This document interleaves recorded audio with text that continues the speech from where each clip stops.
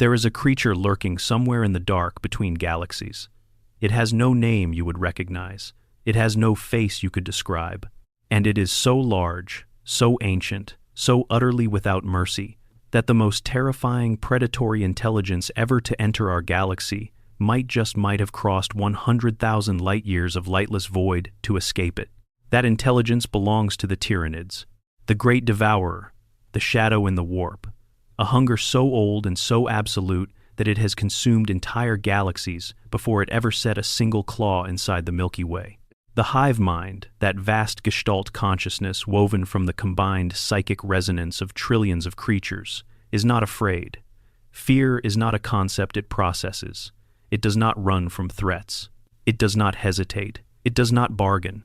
And yet, there are things in this universe, things that move in ways the hive mind did not predict, things that offer no biomass, things that strike at the very architecture of the swarm that have given even the great devourer pause.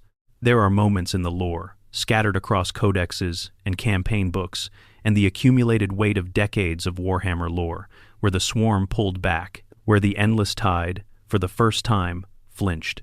Today, we are going to sit in those moments. We are going to look at what can genuinely trouble something that has swallowed galaxies. Not just the tactical vulnerabilities that soldiers exploit on a battlefield, but the deeper, stranger, more existential things, the gaps in the swarm's logic, the enemies that resist its hunger, the terrible questions lurking at the edges of the lore about what might have set the Tyranids running in the first place. Because here is the thing about the Tyranids that most people miss when they talk about them. They are not simply a tide. They are not mindless. The hive mind is one of the most sophisticated intelligences in the entire setting. It learns. It adapts. It has evolved bioforms to counter every specific threat the galaxy has thrown at it, from the iron will of space marines to the shimmering psychic fires of the Eldar. It has watched races rise and fall and built weapons out of their own dead genetics to kill what comes next. When something makes that intelligence pause, truly pause, redirect, reroute, reconsider, that something is worth understanding very, very carefully.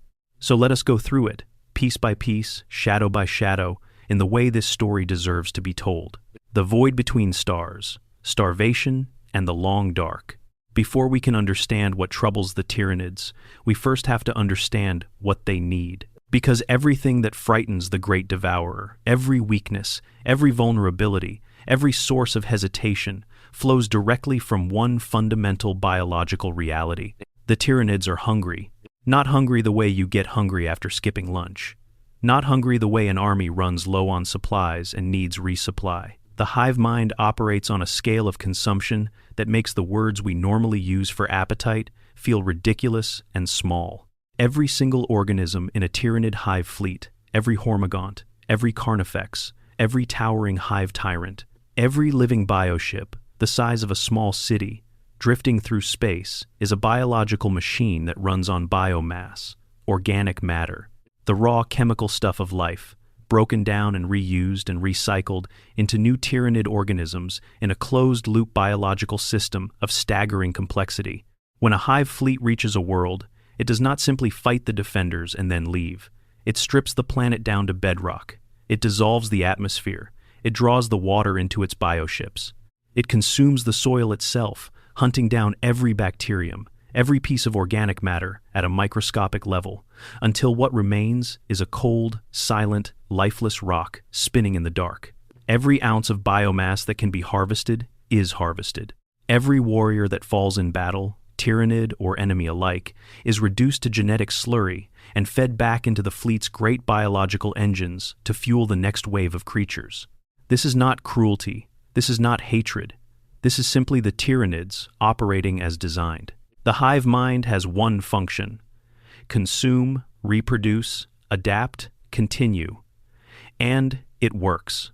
It has worked across unimaginable stretches of time and space, across the cold gulf between galaxies, driving the swarm forward on momentum, built from the annihilation of everything it has ever touched. But here is where the first shadow of vulnerability appears. That cycle depends entirely on there being biomass available. The moment the feast is interrupted, the moment the swarm arrives somewhere and finds nothing to eat, everything begins to unravel. Not immediately, and not completely, but the mathematics of biological survival are unforgiving, and the hive mind understands this at the deepest possible level. The swarm is simultaneously the most powerful invading force the galaxy has ever seen and the most fragile, because it must never stop eating. Think about what this means for the journey between galaxies. The Tyranids are not native to the Milky Way. This is established clearly in the lore. They come from the intergalactic void, from somewhere out in that lightless emptiness between galactic clusters. The closest galaxy to our own is Andromeda, roughly 2.5 million light-years distant. Whether that is where the Tyranids originated or merely passed through, nobody in the setting knows with certainty. What the lore does tell us is that the main body of Hive Fleet Behemoth, the first great tendril, arrived in the Milky Way in the year 745 of the 41st millennium, and that based on reasonable estimates of travel speed, they had been crossing the intergalactic void for something in the range of 150,000 years before the signal of the Pharos lighthouse on Sotha drew their attention. 150,000 years. Sit with that for a moment. 150,000 years, crossing a void where there is nothing, not a star, not a planet, not a single microbe floating on a comet. Nothing but lightless, temperature near absolute zero emptiness, stretching in every direction as far as any instrument could measure. The Tyranids could not eat during this journey. There was nothing to eat. The organisms of the fleet hibernated, frozen, suspended, held in biological stasis as their bioships drifted through the dark on trajectories calculated before any living human civilization existed. When they woke, they were starving. And that starvation, that bone-deep biological imperative to feed, is the engine behind every terrible thing the Tyranids do in this galaxy. It is also their greatest structural weakness. A beast that must eat will always be drawn toward food. A beast that must eat can, if you understand its hunger well enough, be steered. The hive mind knows this. It is intelligent enough to understand that its own hunger is a vulnerability that enemies can exploit. Which is why, when you look at hive fleet behavior on a strategic level, you see something that does not look like simple animal instinct. You see something that looks like resource management. The hive mind routes its tendrils toward worlds rich in biomass. It sends genestealer cults ahead, generations in advance, to assess the value of target worlds and prepare populations for consumption. It avoids, where possible, battlefields that promise high losses for minimal return. The swarm is not just hungry, it is calculating about its hunger. And it is afraid if that word can apply to something like the hive mind of the void it crossed to get here, because returning to that void empty-handed would mean the end of everything. This is why certain strategies against the Tyranids have proven so brutally effective in the lore. Inquisitor Kryptman, a figure we will return to in considerable detail, later understood this at a fundamental level when he ordered entire worlds put to the torch ahead of Hive Fleet Leviathan's advance. Not to save the populations, because many of those worlds were evacuated too late or not at all, but to deny the swarm the biomass it needed to sustain and grow its invasion force. Every world burned meant fewer Tyranid organisms in the next wave. Every city dissolved in fire before the digestion pools could reach it was a calculation that subtracted from the hive mind's ledger rather than adding to it. It worked. It worked well enough that the Inquisition eventually put Kryptman on trial for the act, because the scale of the exterminatus orders he issued, burning entire inhabited systems to deny the swarm its feast, constituted one of the greatest acts of self-inflicted genocide in the Imperium's history. He was stripped of his rank. He was declared excommunicate traitoris, and the strategy he employed still slowed Hive Fleet Leviathan in a way that military force alone had consistently failed to achieve. The hunger of the Tyranids is their greatest strength. It is also the seam through which everything else tears. There is something deeply unsettling about the idea that the most effective weapon against the Great Devourer is simply refusing to be eaten, burning your own cities, boiling your own oceans, turning your own world into the same kind of dead rock that the Tyranids leave behind them, but doing it yourself before they arrive, so that there is nothing left to sustain the tide. It is not a hopeful strategy. It does not feel like victory, but against something that crosses the void between galaxies on nothing but hunger and cold mathematics, The ability to deny that hunger even temporarily is power. And the hive mind, at whatever level its vast alien intelligence processes such things, knows it. If you are enjoying this so far, drop a comment below and tell me where you are watching from and what time it is there. I genuinely love seeing where in the world people are settling in to listen to this. And if you have not already, please consider subscribing. It helps more than you know, and there is a lot more of this kind of thing coming. The synapse web, the Achilles thread of the hive mind. The hive mind is not present in the body of every Tyranid creature the way a human soul is present in a human body. It cannot be, not at the scale we are talking about. An intelligence coordinating the movements of trillions of organisms across multiple star systems simultaneously cannot process every individual creature the way you process the movements of your own fingers. Instead, the hive mind operates through a hierarchy, a web of psychic transmission and reception that links every organism to every other organism through relay nodes in the form of larger, more cognitively complex creatures. These are the synapse creatures, hive tyrants, Tyranid warriors, zoanthropes, broodlords. These, and others like them, are the nervous system of the swarm made physical. They are not simply powerful combatants, though they are certainly that. They are psychic relay stations, broadcasting the hive mind's will downward through the swarm and feeding information back upward into the vast collective consciousness. Their minds are more complex than those of the lesser Tyranid organisms, specifically engineered to handle the immense informational load of coordinating a hive fleet in real-time combat. Without them, the swarm loses its mind. This is not a metaphor. When a synapse creature is destroyed, the organisms in its sphere of influence do not simply become less effective, they break. The psychic signal that gave them coherent purpose drops away, and what remains is something genuinely dangerous, but in a very different way. Not the coordinated, intelligent tide of the hive mind's will, but feral, instinct-driven creatures reverting to basic biological programming. Bite, kill, eat, and sometimes, in the absence of the signal that tells them what is prey and what is ally, they turn on each other. Defenders of besieged worlds learned this early. If you can isolate and eliminate the synapse creatures, the large, distinctive warriors in the middle of the swarm, the smaller organisms around them frequently collapse into disorganized chaos. They do not retreat in good order. They do not regroup around a new commander. They simply come apart. The sophisticated military machine of the hive mind dissolving into something that can still kill you, but no longer constitutes a coherent strategy. This is perhaps the most practically exploitable weakness the Tyranids possess, and the hive mind is aware of it. The swarm adapts its deployment to account for this vulnerability synapse. Creatures are protected, held in the center of formations, supported by layers of lesser organisms that absorb punishment before the relay nodes are exposed, and the hive mind regenerates its synapse network. After a battle, new hive tyrants and warriors can be vat-grown from the recovered biomass of the dead, the hive mind essentially manufacturing new nodes for its psychic web from the raw material of the battlefield itself. But the fundamental structural weakness remains, and it runs deeper than mere battlefield tactics. The synapse web requires proximity. A hive tyrant can only project its psychic signal so far. A Tyranid warrior can only maintain coherent control over the organisms in its immediate vicinity. This means that on a large enough battlefield, against a sufficiently dispersed enemy, the swarm can become dangerously strung out its leading organisms too far from their synapse creatures to receive coherent direction, reverting to feral behavior precisely when coordination matters most. The Eldar and their psychic mastery make this even more pointed.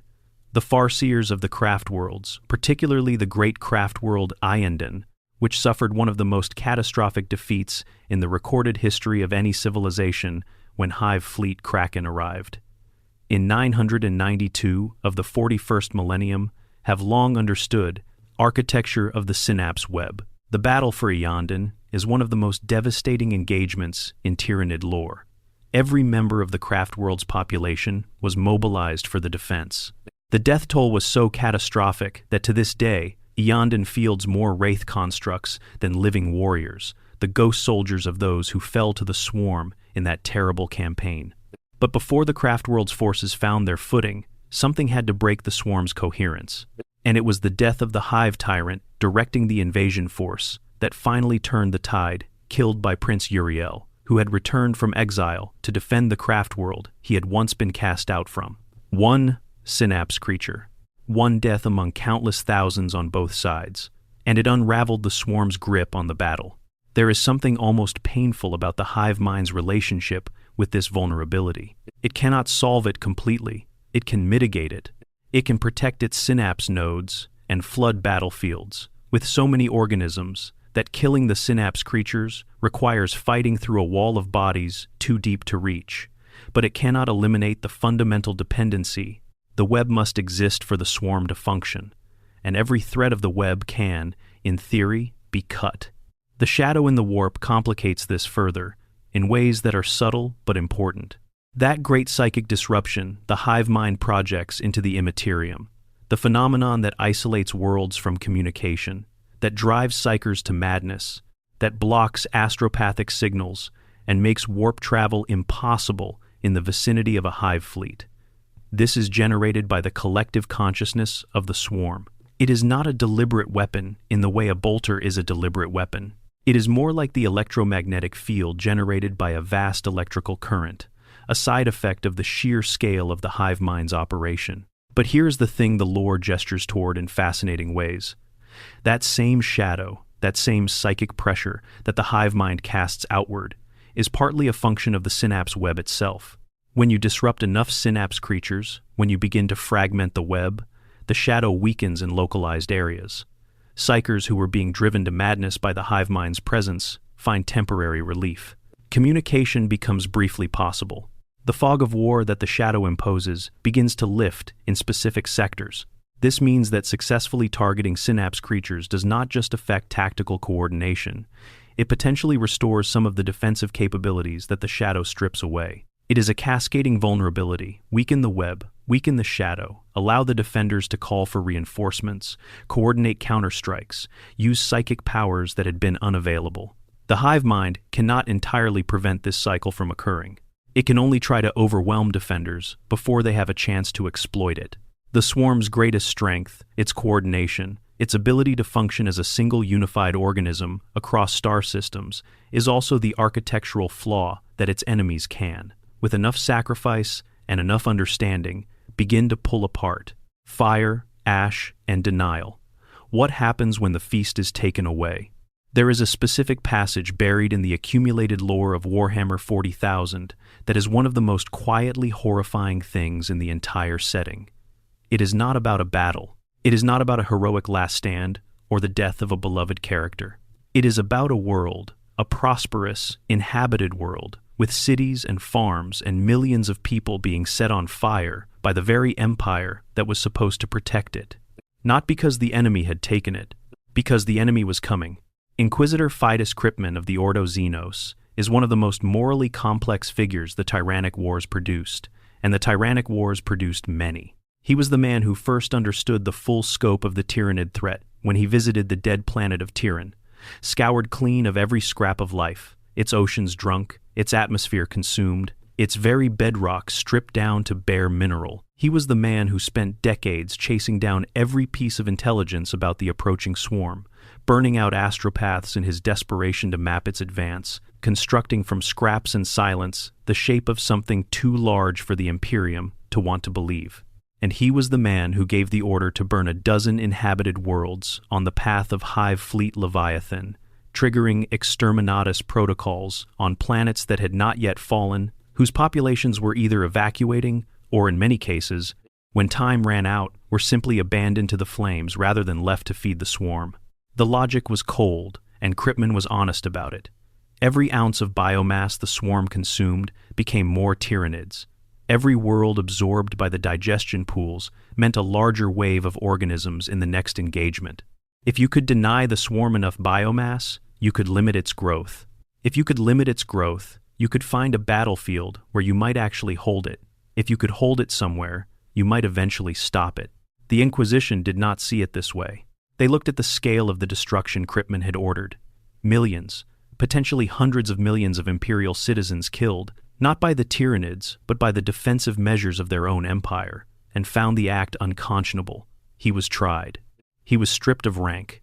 He was issued a carta extremis, which in the bureaucratic machinery of the Inquisition is roughly equivalent to being declared a heretic by your own colleagues. Kripman kept going anyway, because he knew something that his colleagues, who had not stared into the data records of a consumed world, had not internalized. The Tyranids cannot metabolize what has already been burned to ash. Fire does not simply kill the creatures in its path. It destroys the organic compounds that the digestion pools need to convert into new Tyranid biomass. A city dissolved in plasma fire becomes carbon and mineral dust. The hive mind cannot make warriors from carbon dust. This is why fire, in Warhammer 40,000's accumulated tactical lore against the Tyranids, is not just effective, it is the most strategically meaningful weapon in the defender's arsenal. Not because it kills more Tyranids per shot than other weapons at the level of individual creatures, it may not, but because it permanently removes the resource the swarm needs to replace its losses. Every flamer used, every incendiary weapon, every Prometheum strike is a double blow. It kills what it touches, and it denies the swarm the ability to profit from the kill. The Tyranids have adapted to many things across their millions of years of predation. They have evolved weapons capable of dissolving ceramite armor, creatures capable of tunneling through bedrock to attack from below, biological artillery capable of bombarding defended positions from range beyond visual contact. They have incorporated the genetic material of every species they have ever consumed, building new bioforms from stolen biology in a cycle of evolution that has no ceiling. They have not found a counter to fire that prevents the biomass loss, because they cannot. You cannot unburn something. The hive mind can evolve creatures that resist fire better. Some bioforms do have significant resistance to heat and flame, but resistance is not immunity, and even a fire-resistant Tyranid organism that dies in battle is still converting its biomass to smoke and ash if a flamer gets to it first. The denial of biomass is the most existential weapon available against the Great Devourer, and the hive mind, somewhere in the depths of its vast alien intelligence, has calculated this. The swarm prioritizes the recovery of its own dead for digestion. It sends specialized organisms to break down fallen warriors and draw them back into the fleet's biological economy. It avoids, where possible, engagements that promise high losses with minimal return, which is why, as we will discuss shortly, it has been known to redirect entire tendril fleets rather than face certain categories of enemy. The mathematics of hunger can be used against something that is ruled by hunger. That is both the hope and the horror of fighting the Great Devourer. It means it can be managed, in specific circumstances, by a defender willing to sacrifice enough. But what you have to sacrifice in the process worlds, populations, cities that took centuries to build, is a price that no one outside an Inquisitor's cold strategic calculus can comfortably speak about. The Tyranids do not feel the loss of individual organisms, but they feel the loss of biomass in the way that a human body feels. Blood loss, a slow but undeniable weakening, a drawing down of reserves, a thinning of the flood. Deny them enough, and the flood becomes a trickle. Deny them enough of the right things in the right sequence, and the trickle runs dry. That is not victory, but it is the shape of what survival against the Great Devourer looks like, and it is more than most civilizations that have encountered the swarm ever managed to achieve. The Necron problem. When your prey cannot die. Let us talk about something that the Tyranid hive mind, in the accumulated strategic calculations of its vast alien intelligence, apparently decided was not worth the bother. The Necrons. In the 5th edition Tyranid Codex, one of the older rulebooks, from a time when the lore was being actively developed in directions that would later be partially reconsidered, there is a brief, almost throwaway line on page 11 that has fascinated Warhammer lore enthusiasts ever since. It states that 2 minor tendrils of Hive Fleet Behemoth made significant course corrections to avoid conflict with the Necrons of Solemnace. 2 tendrils of a Hive Fleet, rerouted, to avoid a Necron tomb world, not destroyed, not outfought and redirected, not diverted by the intervention of some other military power, simply redirected by the hive mind's own calculation. The swarm looked at the Necrons and made a decision that the conflict was not worth pursuing. This is astonishing when you hold it up against everything else the Tyranids do. The Great Devourer does not reroute around Space Marines. It does not give Eldar craft worlds a wide berth because they look formidable. It does not decide that certain chaos worlds are strategically inconvenient and adjust its course accordingly. The Tyranids hit everything that has biomass and tear it apart, driven by an imperative so absolute that nothing in the galaxy short of total destruction has ever caused it to simply stop and go around. And yet, the reasons for this have been debated in the lore community for decades, and the truth is that Games Workshop has never given a definitive canonical answer. But the most compelling explanations, drawing on what the lore does tell us about both Tyranids and Necrons, paint a picture that makes terrifying sense. Consider what the Necrons are, stripped of all their ancient mysteries and dynastic politics. They are living metal, not metal encasing a living creature, like a space marine in his power armor. The Necrons are the metal. Their bodies are constructed from a substance called necrodermis, a living metallic alloy that can self-repair damage, phase out organisms for transmission across great distances, and reassemble destroyed units as long as enough of their fundamental structure remains intact. There is no biological component, no soft tissue, no organic chemistry. A Necron is, for all practical purposes, a machine that contains a soul. For the Tyranids, this is not simply difficult, it is fundamentally incompatible with their entire operational model. The hive mind's assault on a world works in a cycle. Genestealer cults infiltrate and weaken the defenders from within. The fleet arrives, and the invasion organisms do battle with whatever military power the world can muster. As organisms fall on both sides, specialized Tyranid bioforms move across the battlefield, recovering the dead, their own, and the oomies for dissolution into the digestion pools. Those pools break the biomass down into raw genetic material that is processed by the hive ships into new Tyranid organisms, which are then deployed in the next wave. It is a biological perpetual motion machine, self-sustaining on the bodies of everything it kills. Now, send that machine against the Necrons. The Necrons fight. They are formidable. Some of them are destroyed. Their bodies hit the ground. And then the Gauss weaponry of the Necron legions, which atomizes organic matter at a subatomic level, has already ensured that any Tyranid organisms it kills leave essentially nothing behind for the digestion pools to process. And the Necrons themselves, even the ones brought down in battle, phase out.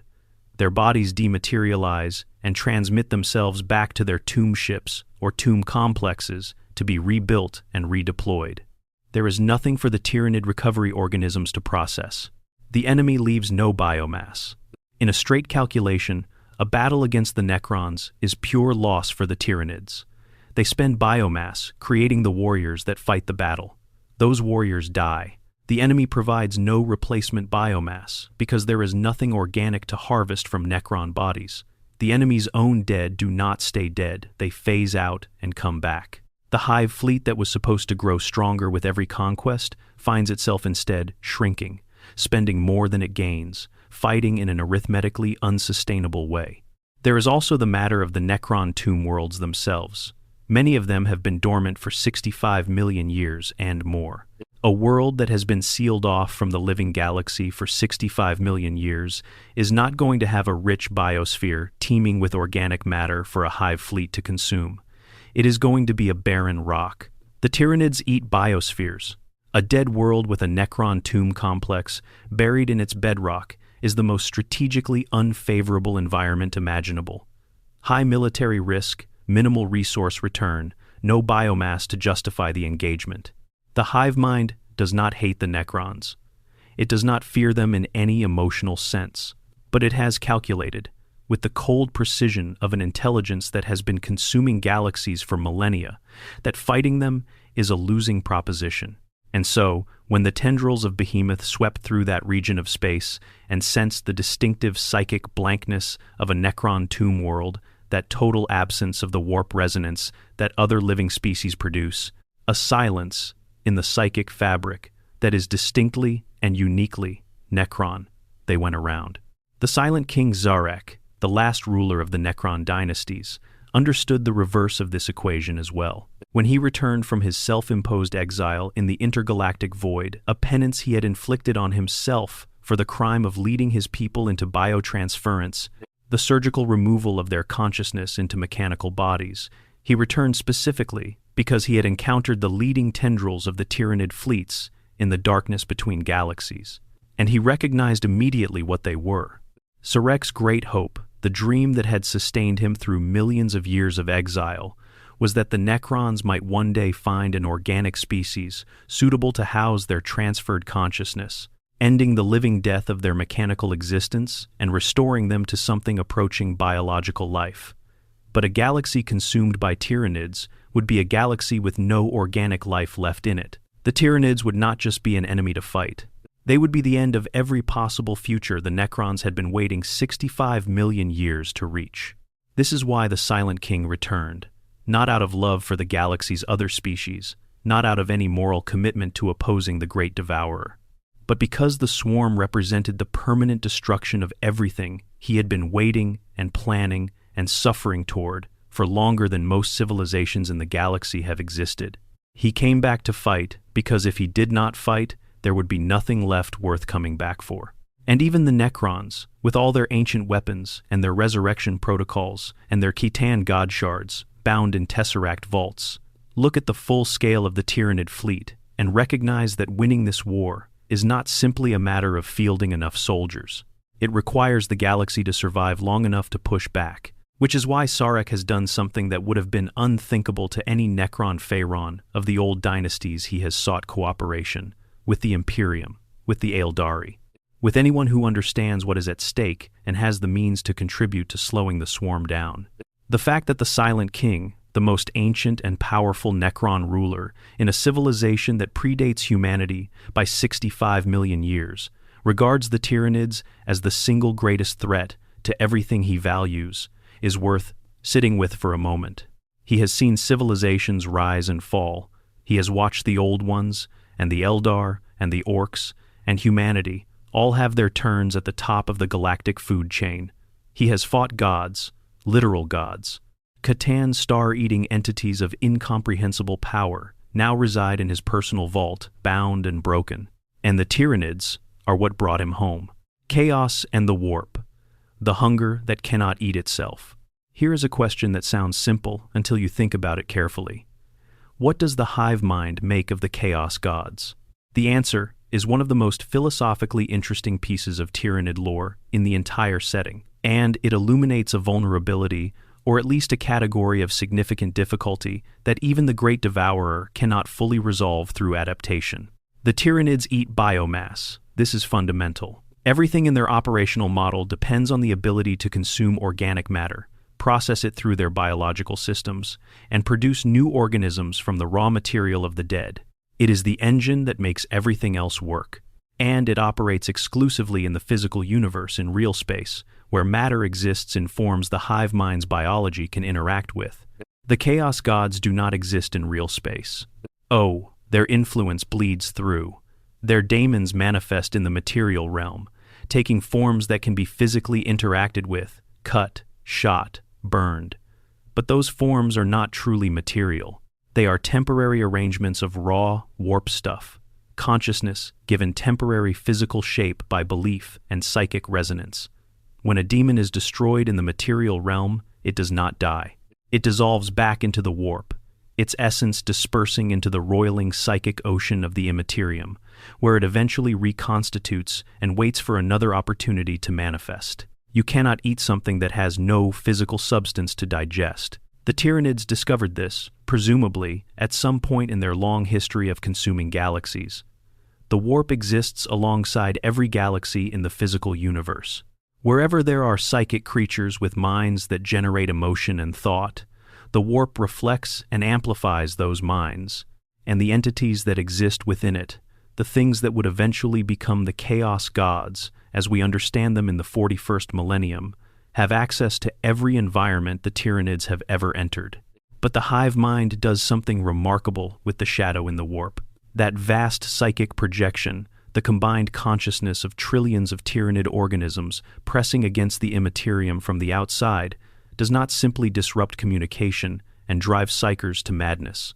It also, quite significantly, makes it harder for daemons to manifest in areas where the swarm is present. The shadow smothers the warp locally, It drowns out the psychic resonances that demons need to maintain their presence in real space. In areas of dense Tyranid activity, the Imperium itself becomes hostile to the entities that normally inhabit it, because the hive mind's presence crowds everything else out. This is not a comfortable relationship for either party. The Chaos Gods do not ignore the Tyranids. They cannot afford to.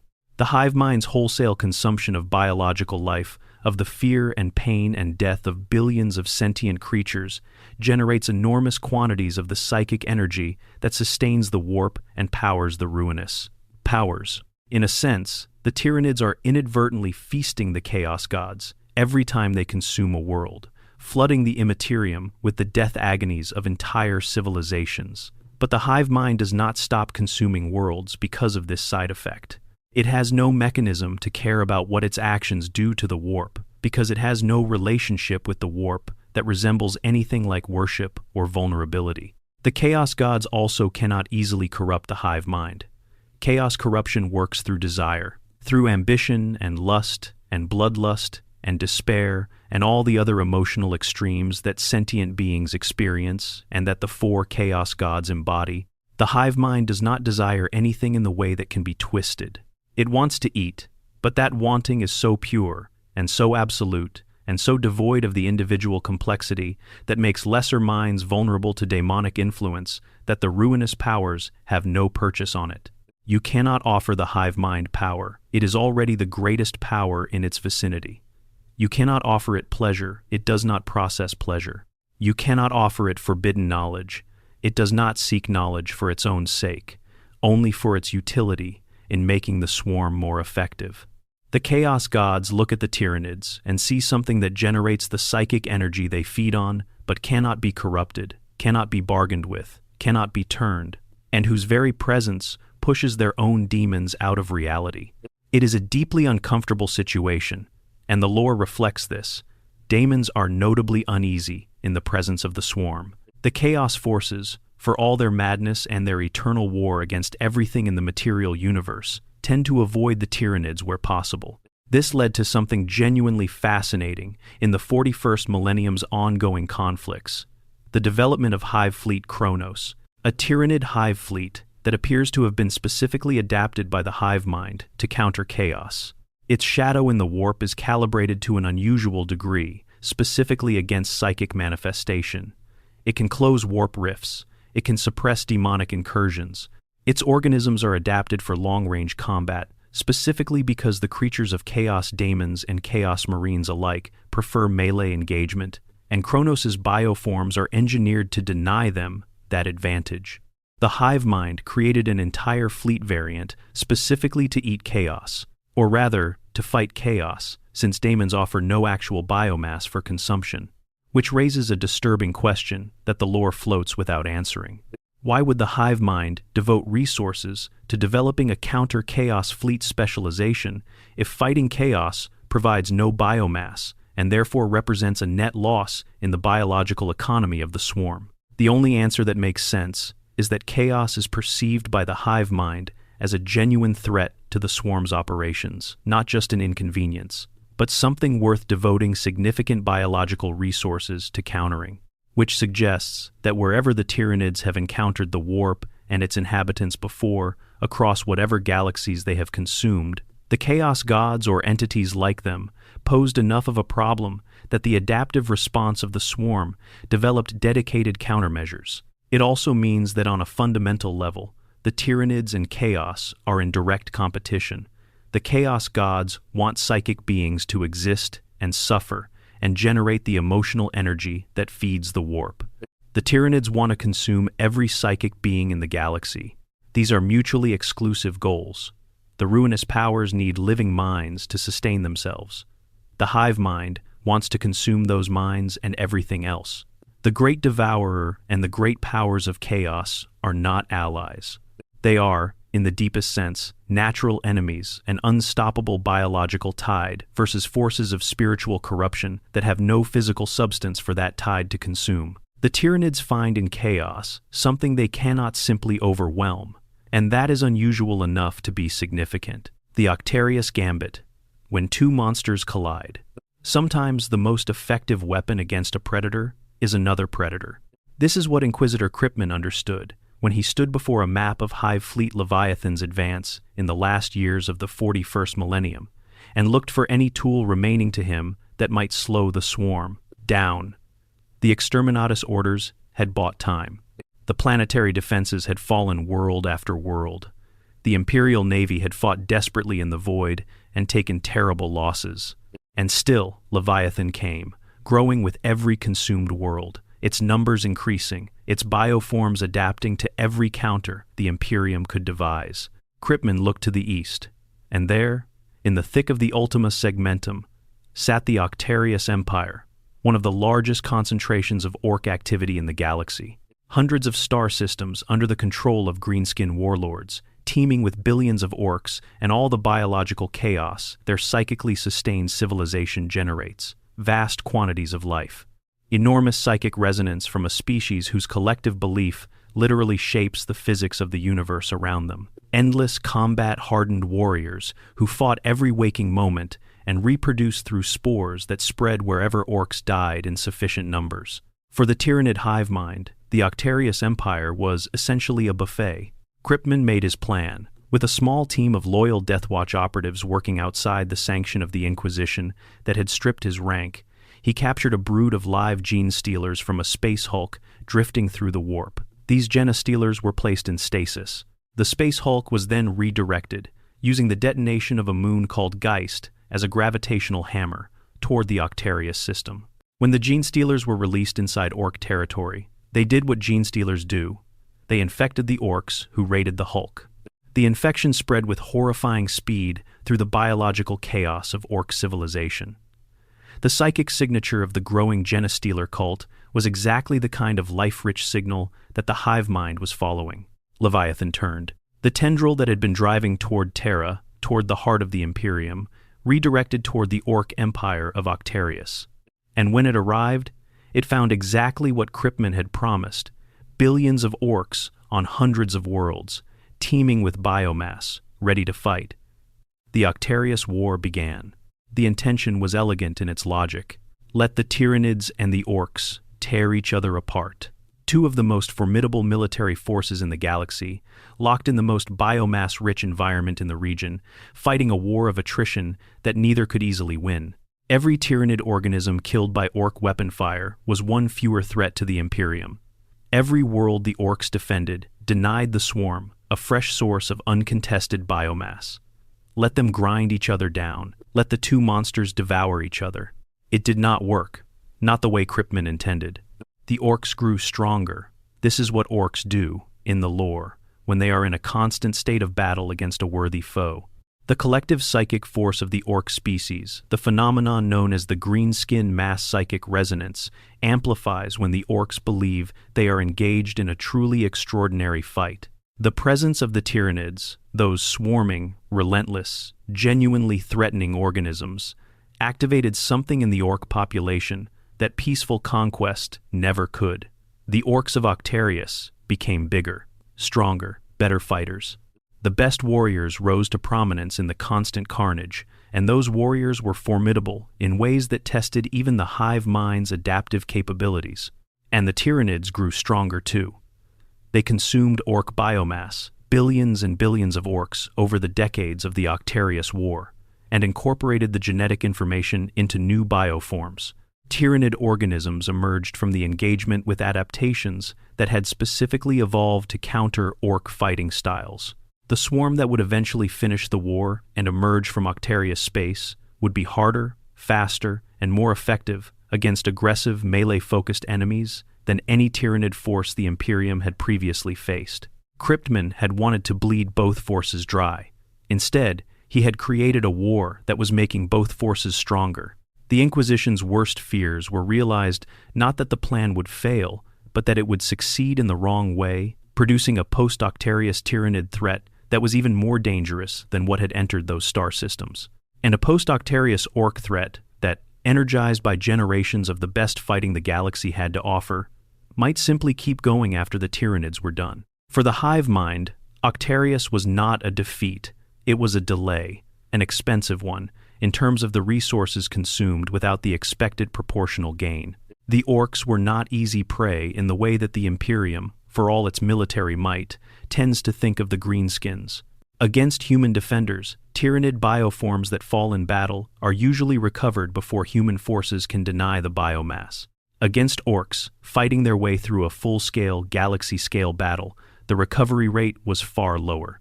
The biomass loss was real. The hive mind poured organisms into Octarius, and the war became a place where the flow into the digestion pools did not fully compensate for the losses. This is significant. The Octarius War showed that a sufficiently determined and large enough enemy, one that fights continuously and fanatically and produces enough of its own dead to keep the battlefield saturated, can impose genuine resource costs on the swarm. Not enough to stop it, not enough to destroy a hive fleet through attrition alone, but enough to slow it, enough to drain reserves that might have been used elsewhere, enough to matter strategically. The hive mind did not choose Octarius. It was led there. It was deceived in the most fundamental way possible for an intelligence that follows the psychic signal of life. It was shown what it most wanted, and it went toward it without full information about what awaited on the other end of that signal. The Genestealer cult's signature looked like prey, and it was prey. But it was prey that fought back with a ferocity that the hive mind had not fully anticipated. This is one of the most important lessons in the entire Tyrannic Wars. The hive mind is not omniscient. It is vast. It is adaptive. It learns with terrifying speed, but it makes decisions based on information, and the information can be manipulated. Cryptman grasped this. Whatever the flaws in his execution, the fundamental insight that the hive mind can be steered by those who understand what it wants was correct. And that remains true. The great devourer follows hunger. Hunger can be directed. The Octarius War eventually concluded in the 42nd millennium, with results that brought new terrors to the surrounding sectors as the victorious Tyranid organisms swept outward, and as the surviving orcs, still fighting, still growing, still completely excited about the best war they had ever participated in, spilled into Imperial space with a military capability sharpened to a terrifying edge. There were no winners in Octarius. There were only different kinds of catastrophe. The mystery behind the hive. What is the Tyranids running from? There is a question so large that most discussions of the Tyranids eventually arrive at it and then go quiet, because the lore does not answer it. The writers and designers at Games Workshop have been careful, over decades of expanding the setting, to leave this particular question open, deliberately open, because the answer, or even the gesture toward an answer, changes the entire character of what the Great Devourer is. What are the Tyranids running from? The question requires explanation. We know the Tyranids are extragalactic. We know they cross the intergalactic void, spending approximately 150,000 years in suspended hibernation during a journey through absolute emptiness. We know they were attracted to the Milky Way by the psychic beacon of the Astronomicon, the Emperor's great lighthouse, broadcasting from Terra through the warp to guide Imperial ships. The Pharos on Sotha overloaded during the Horus Heresy and sent out a signal that reached the drifting fleets in the void between galaxies, drawing them like moths to a lamp. But here is the thing. The Tyranids did not come from nothing. They came from somewhere they had been before crossing the void. And the most natural explanation, the explanation that requires the fewest additional assumptions, is that they came from another galaxy, one they had already consumed. A galaxy that, like the Milky Way, had once been full of life and was now a collection of dead, silent rocks, stripped of everything organic, its last stars perhaps already fading. If you consumed a galaxy, an entire galaxy, not just the worlds of one civilization, but every planet bearing life, every ocean, every speck of bacteria, in every corner of a system, containing hundreds of billions of star systems, what would you do next? You would leave. There would be nothing left to eat. You would have to cross the void to find the next galaxy. This version of events, the Tyranids as cosmic locusts, moving from galaxy to galaxy when they exhaust, each one is deeply disturbing but somewhat comprehensible. They are not running from anything. They are simply following food to the next available source. Terrifying, yes, but at least there is a logic that does not require anything worse lurking behind them. Some sources in the lore suggest that, by the point the Tyranids were traveling through the void, one source suggesting they had already consumed a staggering number of galaxies, with the specific number varying depending on the edition of the codex, the scale becoming so absurd that the individual galaxy becomes almost meaningless by comparison. If that is true, the Tyranids are not newcomers to the business of galactic consumption. They are ancient, possibly the most ancient thing in the material universe, outside of the Catan and the warp entities that predate them. But there is another possibility, one that the lore raises and then carefully steps back from without committing to. What if something chased them out? What if, in whatever galaxy the Tyranids last consumed, there was something, some entity, or force, or catastrophe of a scale that dwarfs anything in the Milky Way that the hive mind assessed as too dangerous to fight? Something so alien, so powerful, so incomprehensible even by the standards of a consciousness that has been consuming civilizations for millions of years, that the hive mind made the calculation that crossing 100,000 light-years of lightless void was preferable to remaining in its vicinity. The lore gestures at this possibility, without confirming it. Some early codex material references speculation that the Tyranids might be fleeing a cosmic disaster or an unknown threat. The wording is always careful. This is speculation, within the text, offered by characters who are themselves speculating. Games Workshop has not confirmed that anything is chasing the Tyranids, but they have left the door open. And the door stays open because closing it would either require producing something more terrifying than the Tyranids themselves, which is a difficult narrative, or confirming that the Tyranids are simply the apex predator of the extragalactic void, which in its own way is equally horrifying. Think about what it would mean if something was chasing the Great Devourer, something that looked at a force capable of consuming entire galaxies and decided that this was not a sufficient obstacle. Something that drove the most powerful biological killing machine in the known universe into the equivalent of a desperate flight, burning through the reserves built from an entire galaxy's worth of biomass just to get far enough away to be safe. That thing would have to be more dangerous than the Tyranids, more powerful, more absolute in its threat. The Chaos Gods could theoretically fill this role, entities of pure psychic energy, unlimited in principle, impossible to consume, capable of corrupting the material universe from within.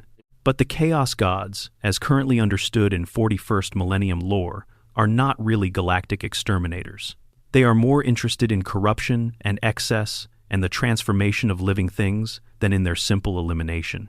They are disturbing, but they are not simply a bigger Tyranid. There are older possibilities. The Catan, before they were shattered, were literally star-eating entities of nearly infinite power. A Cetan in its prime could theoretically pose an existential threat even to the hive mind. But the Cetan were not particularly mobile in the way a pursuing force would need to be. They sat in systems and ate stars and waited for things to come to them. The most disquieting possibility, which the lore absolutely does not confirm, but which certain fan interpretations have played with for decades, is that whatever is chasing the Tyranids, if anything is chasing them, has not arrived yet. That the Tyranids are the scouts, the advance wave, the leading edge of a force still crossing the void from whatever galaxy lies behind them. That the main body of whatever is coming has not entered the Milky Way. That the hive fleets, enormous and terrifying as they are the refugees, not the danger. The inhabitants of the Milky Way have never had to worry about what lies outside the galaxy. Space is already full of horrors.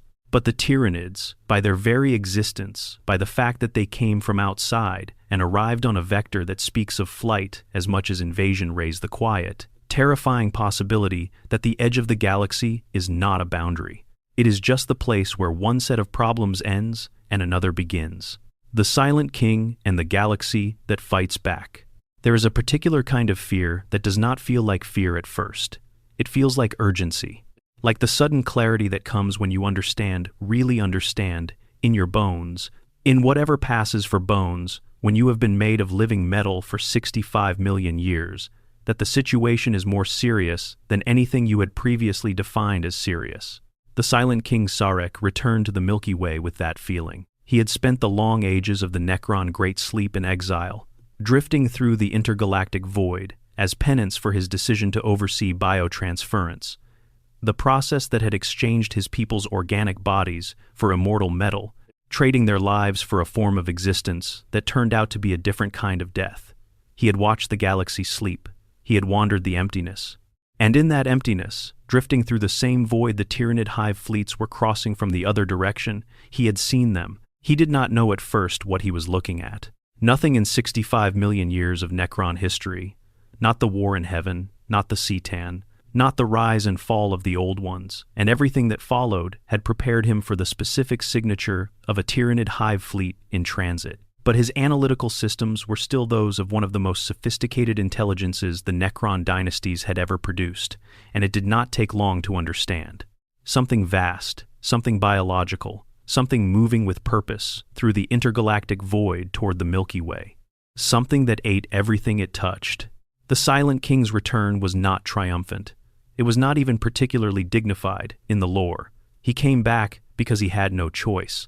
The dream that had sustained him through his exile that someday, somehow, the Necrons might find organic bodies to house their transferred minds, ending the curse of their mechanical existence, required that organic life continue to exist in the galaxy.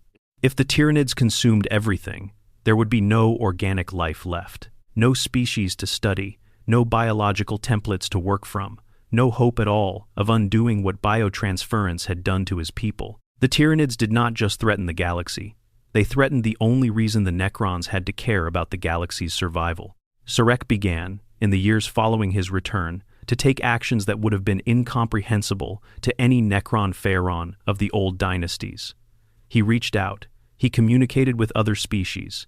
He sought, if not alliances exactly, then at least arrangements, temporary convergences of interest between the Necrons and the other powers of the galaxy, driven by the shared fact that a galaxy consumed by the Tyranids was a galaxy in which none of them could pursue their own goals. He attempted to awaken more of the great tomb dynasties.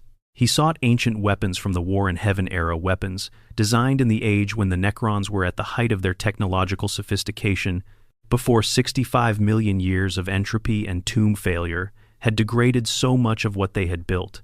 He shared intelligence about the Tyranid approach with Imperial forces on specific occasions, not out of anything approaching goodwill toward humanity, but because human soldiers killing Tyranids were performing a service the Necrons had a tactical interest in. This is remarkable. The Necrons, who regard essentially every other species in the galaxy with varying degrees of contempt, who consider their own supremacy a settled historical fact, who have been at war with or in dominion over every other form of life for as long as their civilization has existed. These beings have, in the face of the Tyranid threat, begun tentatively reaching toward the concept of cooperation. Because what the Tyranids represent to the Necrons is a force so fundamentally opposed to everything the Necrons want that no calculation of dynastic pride or ancient grievance can outweigh the necessity of addressing it. The irony is that the Necrons have advantages against the Tyranids that no other species in the galaxy can replicate. Their bodies provide no biomass. Their Gauss weaponry destroys the biomass of whatever it kills. Their resurrection protocols mean that even when Tyranid organisms succeed in bringing down Necron warriors, those warriors can simply reassemble and continue fighting. The Necrons do not starve the way the Tyranids do. They do not require organic sustenance. Their tactical and strategic capabilities do not degrade when they take losses, the way that the Tyranid swarm's capabilities degrade when synapse creatures are eliminated.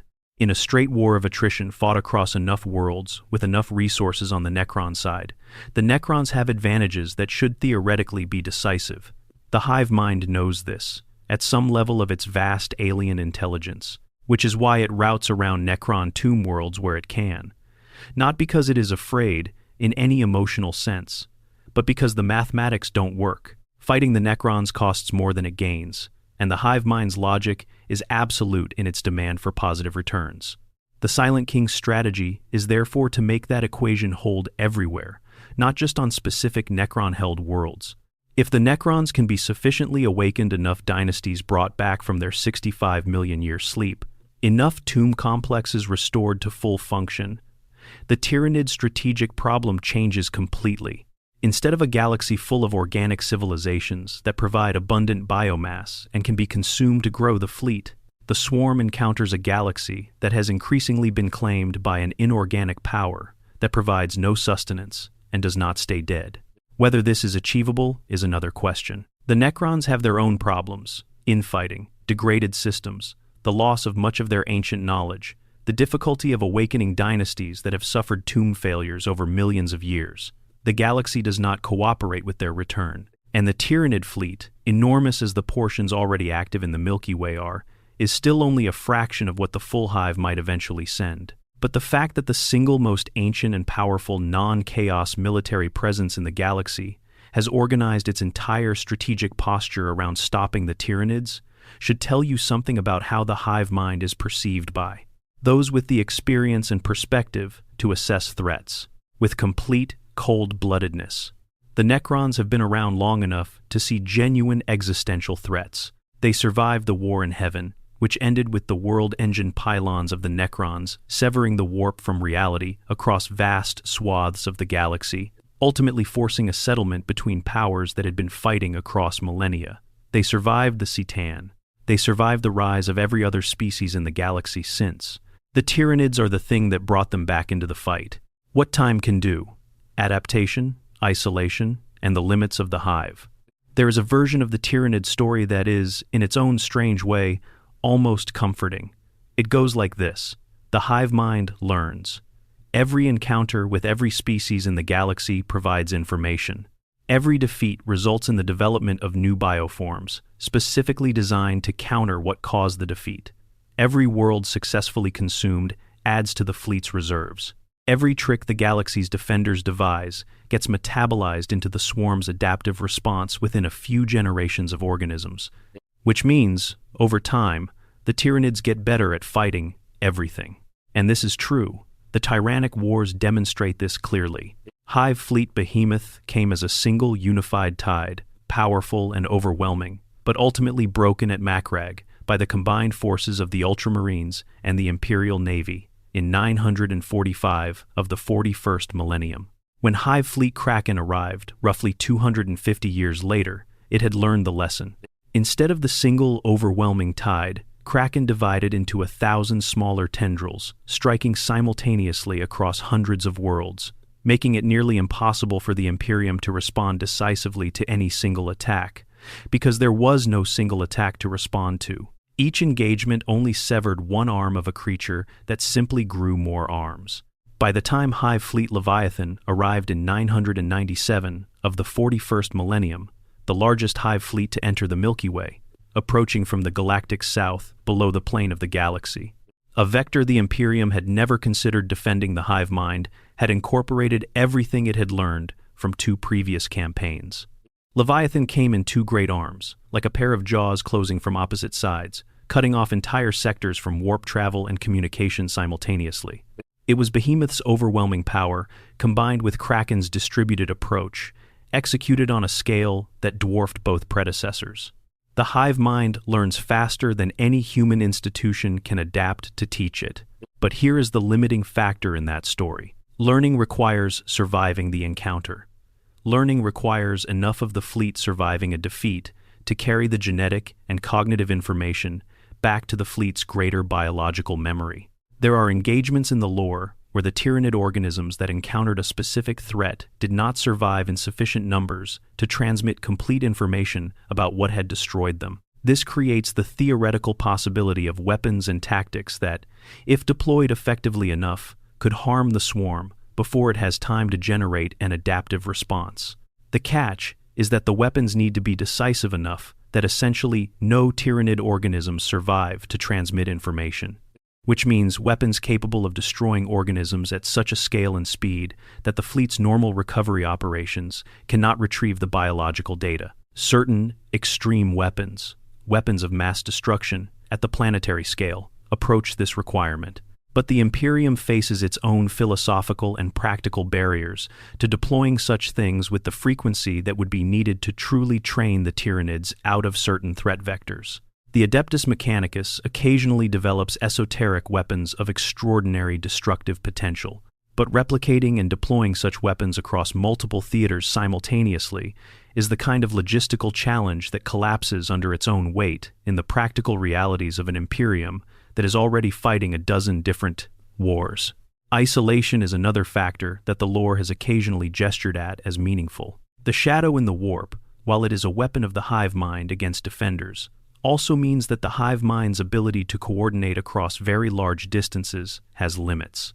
A hive fleet that is separated into small enough splinter groups, fighting in enough geographically dispersed engagements, may lose some degree of the real-time coordination that makes the hive mind so tactically effective. The individual organisms within a splinter fleet are still dangerous, but the hive mind's strategic genius, that ability to simultaneously process information from across an entire war zone and make adjustments that no individual creature could manage, becomes diluted when the fleet is spread too thin. This is speculative in terms of specific codex lore, but it is a reasonable extrapolation of how the synapse web functions. The web has range limits.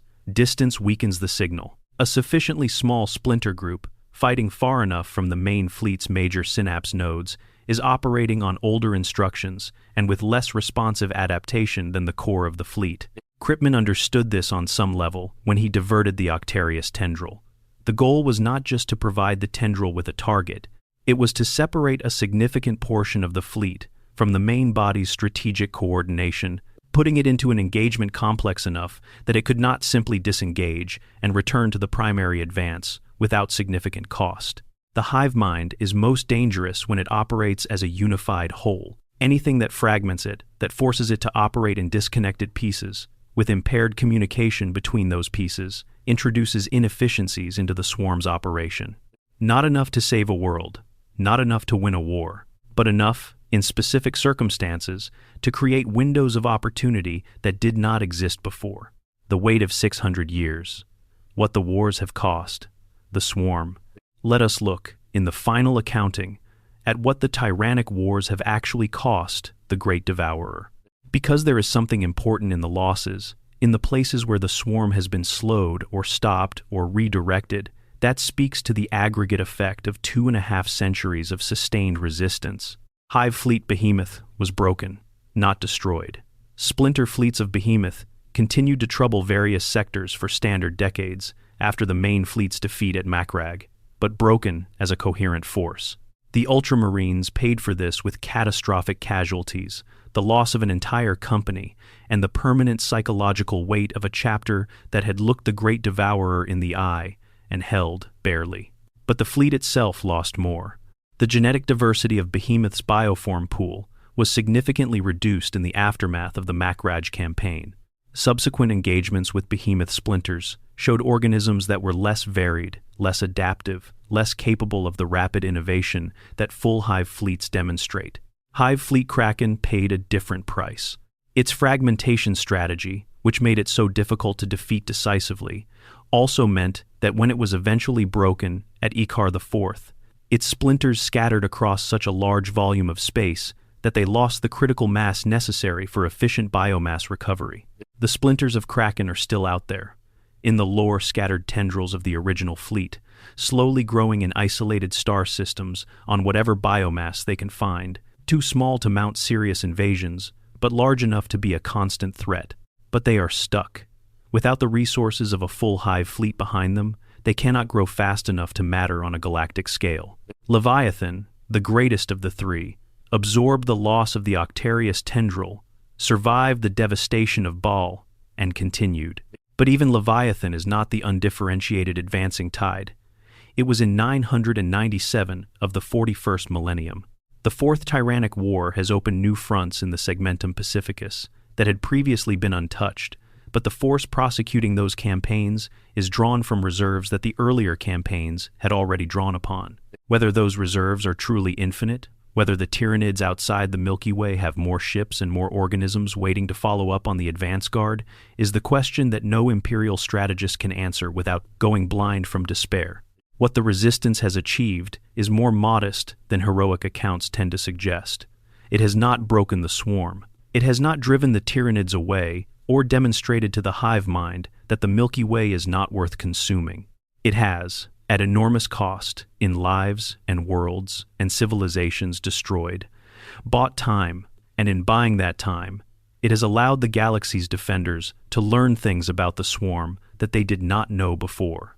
They know the synapse web is vulnerable and how to exploit it. They know that fire denies biomass, and that denying biomass is the most strategic weapon available. They know the Tyranids can be directed by manipulating their hunger. They know that the Necrons represent a specific kind of counter that the hive mind consistently avoids.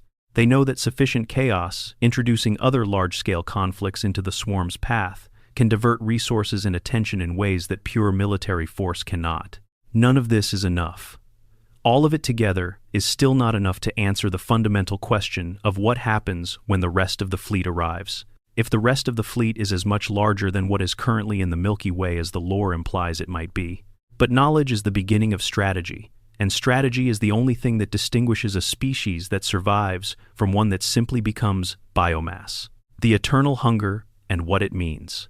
There is something almost peaceful about the Tyranids when you contemplate them from far enough away that the horror becomes abstraction. They do not hate you, they do not resent you, they have no concept of your culture, your history, your gods, your grief. They are not the enemy that keeps you up at night because it despises everything you represent. They are the enemy that keeps you up at night because you are made of exactly the right kind of matter. And in a galaxy full of horrors that specifically want something from you, your soul, your obedience, your fear, your worship, there is something almost clarifying about a threat that simply wants your atoms. No negotiation possible, no conversion offered, no mercy extended, no betrayal required. The Tyranids will consume you, and they will not think about you afterward, and in the great sweep of the galaxy, that might almost be a comfort if you weren't the one being consumed. But the things that trouble the great devourer, the things we have spent this entire exploration cataloging, tell a different story. They tell a story of limits, of vulnerabilities not yet overcome, of enemies that do not yield easily to a strategy built on biological consumption. The hive mind is not infinite, it is vast, but vast things have edges. It is adaptive, but adaptation takes time and requires surviving the thing being adapted to. It is ancient and experienced and terrifyingly intelligent, but intelligence is not omniscience, and even the hive mind makes decisions based on incomplete information. The Necrons offer it nothing to eat and refuse to die. The Chaos Gods are made of the wrong kind of matter and cannot be driven from their domain. The defenders who burn their own worlds deny the swarm its fuel. The orcs absorb the swarm's efforts and grow stronger in response. The synapse web can be cut, thread, by defenders who understand its architecture, and somewhere out in the intergalactic dark, whatever drove the Tyranids out of their last galaxy, if anything did, has not announced itself. Every one of these factors is a reason not to despair completely, not a reason to hope for victory, perhaps, not a reason to believe that the Milky Way is safe, or will ever be safe in any conventional sense, but a reason to believe that the story is not already over, that the outcome is not already written, that the hive mind, for all its terrible power, has not yet solved every problem it has encountered, and is still capable of being surprised. In the grim darkness of the far future, where there is only war, surprise is not nothing. Surprise is the gap through which heroes have always slipped, and survival has always been secured, one desperate engagement at a time. The great devourer is coming. It has always been coming, but it is not there yet, in the places where the last lights of civilization still burn. And in those places, for now, the questions of what troubles the Tyranids are not academic. They are the shape of every strategy that might, against all probability, work. That is more than nothing. That is everything. If you made it all the way through this one, thank you. Genuinely. This is the kind of deep dive lore content that I love making, and knowing you are out there listening to it makes all the difference. If you enjoyed it, please give it a like. It helps more people find this content. And the Warhammer 40,000 community is full of people who love this kind of unhurried exploration of the lore. Subscribe if you have not already, so you never miss when a new one drops. There is a lot more of this coming, more deep dives into the strangest corners of the setting, more questions that the lore raises and does not answer, more quiet hours spent in the dark with the best science fiction universe ever written. Until next time, rest well, and keep an eye on the sky, the Swarmlord and the limits of individual genius within a collective mind. There is a creature in the Tyranid bestiary that occupies a strange and philosophically fascinating position within the hierarchy of the swarm. It is called the Swarm Lord, and it represents both the pinnacle of Tyranid military intelligence and, paradoxically, one of the clearest illustrations of the limitations that even the hive mind cannot fully transcend. The Swarm Lord is not a specific organism in the way that a named Space Marine character is a specific person. It is a specific configuration of the hive mind's intelligence, a particular arrangement of psychic processing power and tactical acumen that the hive mind generates when it needs its most capable commander in the field. The body it inhabits is grown fresh for each deployment, shaped from whatever genetic material the fleet has available, optimized for the specific combat environment it expects to face. When that body is destroyed, the Swarm Lord's consciousness does not die. It is uploaded back into the hive mind, stored there, and eventually reinstantiated in a new body when the need arises. This sounds like an advantage, and in many ways it is. The Swarm Lord accumulates tactical experience across every battle it has ever fought, in every body it has ever occupied. It remembers Macrage. It remembers Eondon. It remembers every engagement where it has deployed, and every defeat it has suffered, because the information from each destroyed body is fed back into the hive mind before the final dissolution, archived in that vast biological memory, and available for the next iteration. The Swarm Lord has fought Marneus Calgar, chapter master of the Ultramarines. They have met in single combat multiple times over the course of the Tyrannic Wars, and the cumulative record of those encounters is somewhere between a draw and a slight advantage for the Swarm Lord, depending on which engagement you are counting. What is remarkable is that the Swarm Lord learns from each encounter, adapts its approach, refines its tactics based on the knowledge of how Calgar fights and what he is capable of. It comes to each rematch better prepared than it was before. But here is the thing that even the Swarm Lord cannot overcome, and here is where the limitation becomes philosophically interesting. The Swarm Lord's genius operates within a framework. The swarm must eat. The synapse web must be maintained. The bioform pool must be sustained by ongoing consumption. All of the Swarm Lord's extraordinary tactical intellect is deployed in service of these constraints, and the Swarm Lord cannot change the constraints any more than a chess grandmaster can change the rules of chess. The Swarm Lord can win any specific battle. It cannot change the fundamental calculus that the swarm exists within. This is why specific defenders have survived the Swarm Lord's attention in ways that seem almost miraculous by the standards of the setting. When you understand the framework within which the Swarm Lord operates, you can identify the points at which the framework creates vulnerabilities. The Swarm Lord cannot, for instance, simply ignore a world's planetary defense force and head directly for the most strategically critical target without accounting for the biomass implications of leaving a functional military force in its rear. It must always balance the immediate tactical situation against the biological economy of the fleet. Calgar, who has fought the Swarm Lord more than almost any other living mortal in the galaxy, understands this. His survival across multiple encounters with the most tactically sophisticated creature the Great Devourer produces is not simply a matter of superior reflexes or divine protection, though those matter. It is partly a function of Calgar's own understanding of the constraints within which the Swarm Lord must operate. He makes himself expensive to kill. He ensures that the cost of eliminating him as a strategic asset is always higher than the benefit the Swarm Lord could extract from that elimination.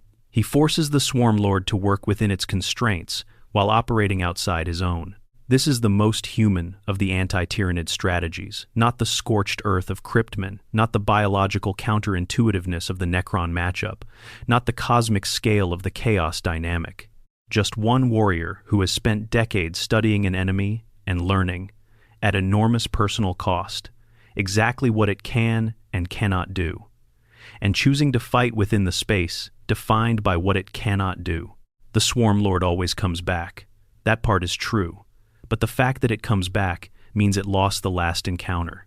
And in losing, in having to upload its consciousness and grow a new body and return to a battlefield where Calgar is still alive and still learning and still adapting his own understanding of his enemy, the Swarm Lord, demonstrates something that the lore does not often say explicitly but implies. At every turn, the hive mind can regenerate its greatest warrior indefinitely. but it cannot regenerate the time it loses between that warrior's death and its next deployment.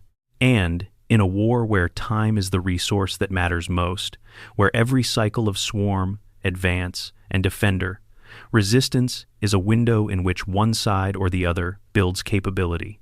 Even small delays compound over decades into meaningful strategic cost. The Death Watch and the art of specific destruction. The Imperium of man, in its vast and grinding bureaucracy, has a specific response to specific kinds of alien threat. For most Xenos, that response involves whatever combination of Imperial Guard regiments, Space Marine chapters, and Imperial Navy battle fleets can be assembled in the relevant region with appropriate speed. Overwhelming force, applied broadly. For the Tyranids, a different institution steps forward. The Death Watch. The Death Watch are Space Marines, drawn from dozens of different chapters, veterans whose individual specializations, chapter tactics, and personal expertise are combined into kill teams designed to address threats that conventional forces cannot handle effectively. They operate under the direction of the Ordo Xenos, the arm of the Inquisition responsible for the study and, where necessary, the elimination of alien threats. Against the Tyranids specifically, the Death Watch has developed over the course of the Tyrannic Wars, something that can only be described as an institutional knowledge base of extraordinary depth. They have studied the synapse web. They have cataloged the specific psychic signatures of different synapse creatures and developed targeting protocols for eliminating them in the most effective sequence. They have experimented with the use of specific weapons. Venomous rounds, which disrupt the biological systems of Tyranid organisms at a molecular level, are a Death Watch specialty, as are specialized rounds that can penetrate the chitinous armor of large Tyranid bioforms through specific weak points identified through decades of battlefield autopsy. The Death Watch's most strategically significant operations against the Tyranids are not the big engagements that end up in the war histories. They are the smaller ones. A kill team infiltrating behind the swarm's front line to eliminate the Norn Queen, the creature responsible for generating new Tyranid organisms before the fleet's biomass processing cycle can produce a second wave. A precision strike against a hive tyrant in the opening moments of a planetary assault, denying the swarm its command intelligence before the main engagement begins. A lone Death Watch librarian, pushing through the hive mind's psychic pressure with the brutal training of his chapter's traditions, using his connection to the warp to locate and destroy a specific zoanthrope, generating synapse coverage for an entire sector of the invasion front. These are the operations that matter in the calculus of Tyranid resistance. Not the heroic last stands. Those happen. They are real. They represent genuine courage and genuine sacrifice. But heroic last stands against the Tyranids tend to end the same way. The swarm is too numerous, too adaptive, too relentless for a purely defensive fight to succeed. What the Death Watch brings is precision, the ability to identify, within the vast organic machinery of the swarm, the specific components that are most critical to its function, and remove those components before the swarm can compensate for their absence. The Death Watch also played a central role in the Octarius operation, and that engagement illustrated both the effectiveness and the limitations of this kind of targeted intervention. Cryptman's team captured the Genestealers. The Death Watch lost significant numbers in the process. The strategic outcome was successful in redirecting the fleet, but had unintended consequences that compounded over time in ways nobody had predicted. The lesson is not that targeted operations fail. The lesson is that they operate within a larger strategic context that nobody fully controls, and the unintended consequences of even successful operations can create new problems that are nearly as serious as what they solved. Against a learning enemy, every operation teaches the enemy something. This is the fundamental tension in any sustained counter-Tyranid strategy. Every successful tactic is, in some sense, a gift to the hive mind. Information about what works, what vulnerabilities exist to be exploited, what the hive mind needs to develop countermeasures for. The Death Watch knows this. The Ordo Xenos knows this. Their response is to vary their approaches, to never repeat the same strategy twice in a way that allows the swarm to reliably anticipate and counter it, to develop new techniques faster than the swarm can incorporate the information from the old ones. This is an arms race in every sense, And the Death Watch, small as it is by the scale of the conflicts it participates in, represents the Imperium's sharpest attempt to stay ahead of an enemy that adapts faster than any other threat it faces. The question the lore never answers with confidence is whether it is possible to stay ahead permanently. The Tyranids have been in the Milky Way for roughly 2.5 centuries in terms of major fleet engagements. The scale of their adaptation in that time, from the direct charge of Behemoth to the distributed tendrils of Kraken to the multi-axis jaws of Leviathan, suggests that the rate of improvement is not slowing. The swarm gets more sophisticated with each generation of engagement. The Deathwatch gets better too, but it is staffed by mortal beings with mortal lifespans who must be trained and retrained across generations, while the hive mind retains perfect memory of everything it has ever encountered. At some level, the Deathwatch strategy is buying time, just as Krypton's strategy was buying time, just as the heroic last stands at Makraga and Baal and 1,000 other worlds were buying time. The hope, though it is rarely expressed explicitly in the grim darkness of the setting, is that enough time, bought at enough cost, might create the conditions in which a more permanent answer becomes possible. The Eldar's calculation. Ancient eyes on an ancient threat. The craft world Eldari, what the Imperium calls the Eldar, are among the oldest surviving civilizations in the Milky Way. They predate humanity's interstellar expansion by tens of thousands of years. They have seen things that humans have no record of, fought enemies that were ancient before the first humans walked upright, and developed forms of foresight and strategic planning that operate on timescales that make imperial long-term thinking look like improvisation. They are also profoundly afraid of the Tyranids. Not in the way that humans are afraid, not with the visceral, immediate horror that comes from watching an organism dissolve a city block with acid blood. The Eldari fear is more considered. It is the fear of beings who have seen the future, or possible futures, and understand with crystalline clarity what a galaxy fully consumed by the hive mind would mean. No more warp, no more souls generating the psychic energy that sustains the Eldar's connection to everything they are. No more possibility of rebuilding their broken civilization. No more hope of anything. The Eldar god Isha, the mother of their people, the goddess of healing, who was consumed by Nurgle in the mythological age of their great fall and is held prisoner in his realm, exists in the warp because the warp exists, sustained by the psychic resonance of living beings throughout the galaxy. If the Tyranids consume every living thing, they consume the energy that sustains the warp's connection to the material universe.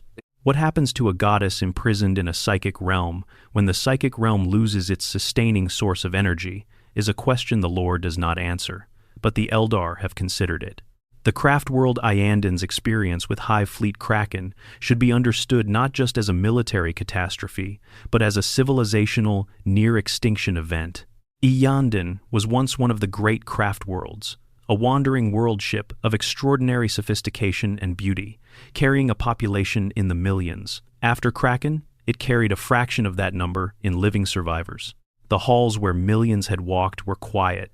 The Wraithbone superstructure still stood, but the warmth of living Eldari presence was reduced to the level of a community that in human terms might constitute a small city.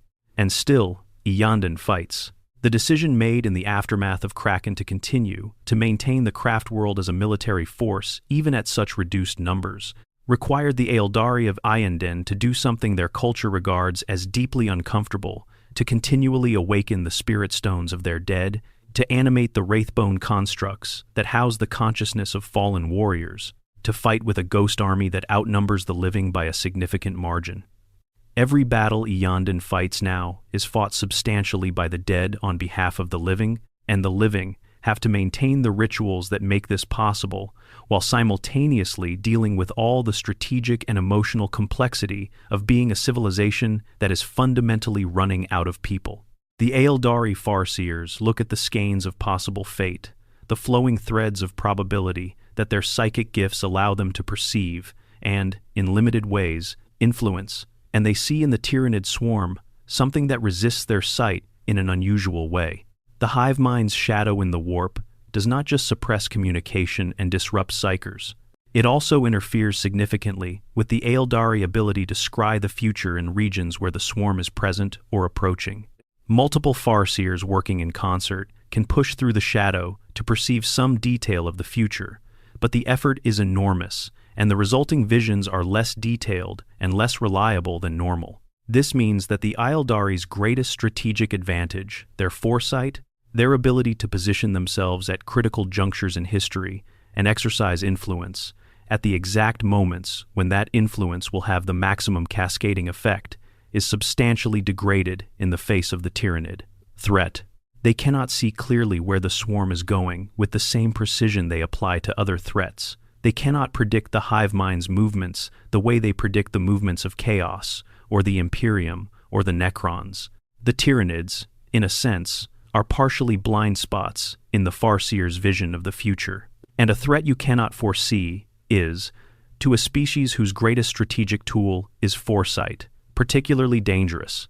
The Aeldari response has been characteristically long game. They have, in various recorded instances, arranged circumstances so that non-Aeldari forces are positioned to receive Tyranid invasions that might otherwise threaten craft-world interests.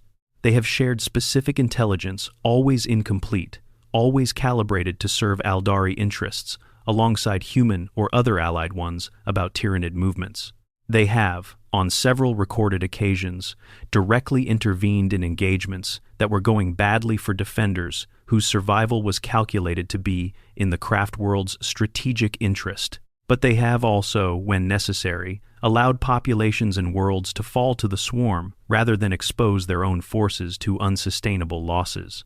The logic is cold, but the Aeldari are not human, and they have been making cold calculations about survival for 10,000 years since the fall of their civilization. Every Aeldari life lost is a life from a species that cannot easily replace its losses. Every battle chosen is a battle that could have been avoided. The mathematics of their existence demand a ruthlessness that humans sometimes mistake for callousness, and sometimes it is callousness, and even the Aeldari cannot always tell the difference. What the Aeldari bring to the fight against the Tyranids that no other species can replicate is long-term strategic intelligence accumulated across thousands of years of observation and farsight. They saw the Tyranids coming before the Imperium did the records exist, in various craft world archives, of farseers beginning to perceive disturbances in the skein of fate that correspond in timing and character to the very earliest tendrils of hive fleet behemoth reaching the galactic rim. They chose not to share this information more broadly, for reasons that are complicated and somewhat self-serving. But the information existed. If that knowledge could be fully brought to bear in the galaxy's collective defense, if the Aeldari's strategic grasp of the situation could be combined with the Imperium's military mass and the Necron's specific counter-advantages and the sheer ecological persistence of the orcs, the result might be something that had a real chance of slowing the swarm long enough to find a more permanent answer.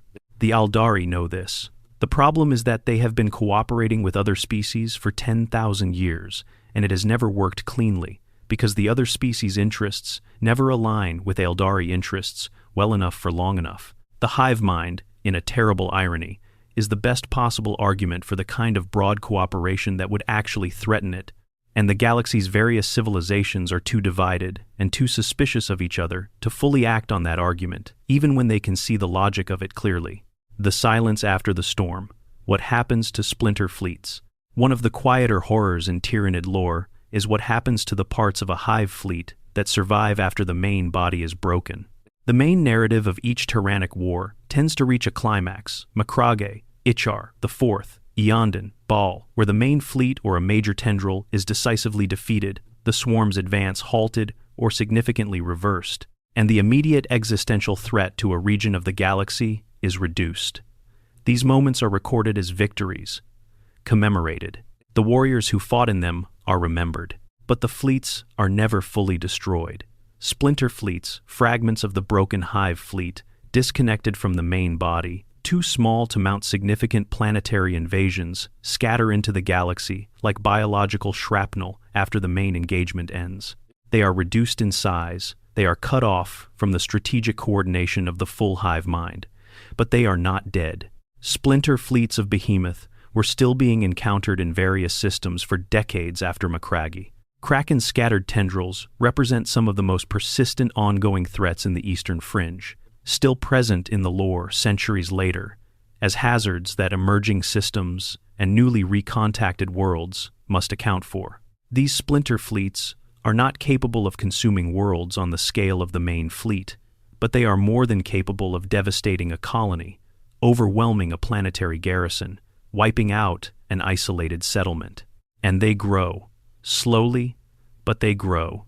A splinter fleet that encounters a sparsely populated system, a place with enough biological life to sustain the digestion pools, but not enough military capability to resist, can consume it. The organisms that were lost in the battles that broke the main fleet can be partially replenished by what the splinter finds. The fleet might never recover to its pre-defeat size without rejoining a larger body, but it can sustain itself and even increase. In the lore, there is a particular category of planet that suffers in the aftermath of major tyrannic war engagements. Worlds that were too small and too peripheral to be worth the main fleet's attention during the primary campaign, but that are now exactly the right size to be consumed by a splinter fleet that has been subsisting on whatever it can find since the main body was broken. These worlds often do not send distress signals in time, or they do, and the signals cannot get through the localized shadow that even a small collection of Tyranid organisms still generates. Or they send signals and the resources to respond simply are not available because the war that just ended cost everything and there is nothing left in the immediate region to send. The aftermath of a tyrannic war is, in many ways, as deadly as the war itself, just quieter, more dispersed, spread across decades rather than concentrated in a few terrible years of planetary invasion. The mop-up is never complete. The corners of the galaxy where splinter fleets are still operating are never fully cleared, because clearing them completely would require committing military resources to remote engagements at precisely the time when those resources are most needed for the next major threat that is already appearing on the horizon. The hive mind, if it maintains awareness of its splinter fleets, and the lore is not entirely clear on how much coordination exists between the main body and scattered splinters over large distances, may even find this useful. Not planned exactly, since the fragmentation of a fleet is not a desired outcome, but useful in retrospect, because the splinter fleets do not simply disappear when a main campaign ends. They persist. They represent an ongoing drain on the galaxy's defensive attention, requiring resources to be positioned in rear areas that might otherwise be redirected to more strategically significant fronts. The Tyranids do not think strategically in the way that a human general thinks strategically, but the emergent effect of how the swarm operates, consuming what it can find, surviving in the spaces where it can survive, persisting long past what should be its operational viability functions, as a kind of distributed strategic pressure that the galaxy's defenders cannot simply address and move on from. The fear of the Tyranids, for many worlds in the eastern fringe and the regions touched by the tyrannic wars, is not the fear of the fleet on the horizon. It is the quieter, more persistent fear of what might be living in the uninhabited star systems nearby. The fear that the splinter that everyone assumed was destroyed might have been surviving on something small for a decade, and now it is big enough to matter, and nobody has been watching that system because there was nothing there worth watching. This is the long shadow that the Great Devourer casts, even when it is not actively advancing. It leaves pieces of itself in the walls of the galaxy, and those pieces wait and eat what they can find, and sometimes grow into things that have to be fought all over again. The Pharos and the galaxy that called the darkness home. There is a moment in the backstory of the Tyranid invasion that, if you sit with it long enough, takes on the quality of a tragedy. Not the tragedy of the invasion itself, though that is certainly tragic in every quantifiable sense. The tragedy of the invitation. The Pharos was an alien artifact discovered on the world of Sotha during the Horus Heresy, a device of Old One construction, predating human history, capable of generating an enormous psychic beacon that served as a navigation aid for Imperial ships when the warp was too disturbed for the Astronomicon to guide them safely. It was a magnificent piece of technology, and it worked extraordinarily well during the darkest years of the Civil War that nearly destroyed the Imperium in its infancy. During the Battle of Sotha, the Pharos was overloaded. The psychic light it broadcast into the galaxy was amplified beyond anything it was designed to produce, blazing outward through the warp in a signal powerful enough to be detected at intergalactic distances. And in the cold dark between galaxies, where the Tyranid hive fleets had been drifting for 150,000 years, something changed in the calculations of the hive mind. A signal, life, an enormous concentration of psychic energy somewhere in the direction of a galaxy, teeming with biological matter, broadcasting loud enough to cut through the void between galactic clusters. The Tyranids turned toward the Milky Way. The full implications of this did not become clear to the Imperium until long after the fact, the Ordo Xenos, piecing together the timeline of hive fleet movements and the historical record of the Pharos incident, and finding, in the intersection of those two data sets, something so awful that the full report was sealed at the highest classification levels, and most of its contents remain suppressed. The short version is this: the Imperium's own actions, in a moment of crisis during its founding civil war, sent the signal that brought the Tyranids here. Not deliberately, not knowingly. The people who overloaded the Pharos were fighting for survival, fighting to keep the Imperium from collapsing, fighting with the tools available to them, without any awareness of what was drifting in the void between galaxies, or what that overload might reach. They could not have known. The existence of extragalactic life was not yet understood. The very concept that something might be out there in the space between galaxies, listening, was not on anyone's threat assessment. And yet, the signal went out, the Tyranids came, and the galaxy has been paying for a decision made in desperation by people who died long before the consequences arrived. This is one of the most haunting aspects of the Tyranid story, not the horror of the swarm itself, but the knowledge that the galaxy's own history, its own moments of crisis and imperfect decision-making, contributed to calling this catastrophe down on itself. The Astronomicon, which guides every ship through the warp and represents one of the Imperium's most critical strategic assets, is also a beacon. It broadcasts constantly. The Tyranids were already en route when the Imperium understood this, but the understanding itself is deeply uncomfortable. The Emperor's great lighthouse, the thing that holds the Imperium together, has been calling the Great Devourer home for 10,000 years, and there is no way to turn it off without destroying everything it sustains.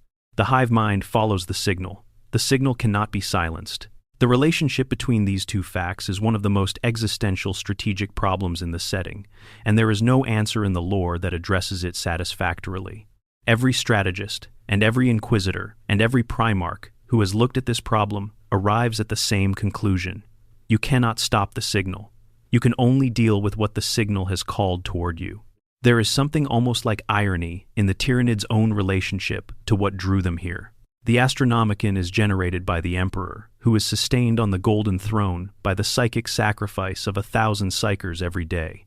It burns through the warp as a monument to human will and human desperation, and the extraordinary cost of maintaining a civilization across 1,000,000 worlds in a hostile galaxy. And it is this monument to everything the Imperium has sacrificed to survive, that the hive mind has been following across the void. The Great Devourer is not drawn to the Imperium's weakness. It is drawn to its strength, to the psychic brilliance that human civilization, sustained by the Emperor's presence, generates. It is coming not despite the Imperium's greatest achievement, but because of it. And that is the kind of irony. The galaxy of 40,000 years in humanity's future specializes in the weapons you build to survive, calling down the things you cannot survive to consume them. The Primarchs and the question of scale. In the age before the Tyrannic Wars, the Imperium's greatest military assets were its Primarchs, the 20 demigod sons of the Emperor, each one a being of extraordinary physical and intellectual capability, each one capable of turning the tide of engagements that would have been hopeless without them. Many of them are gone dead, lost, turned to chaos, but some remain. And the question of what their presence means for the fight against the Tyranids is worth sitting with.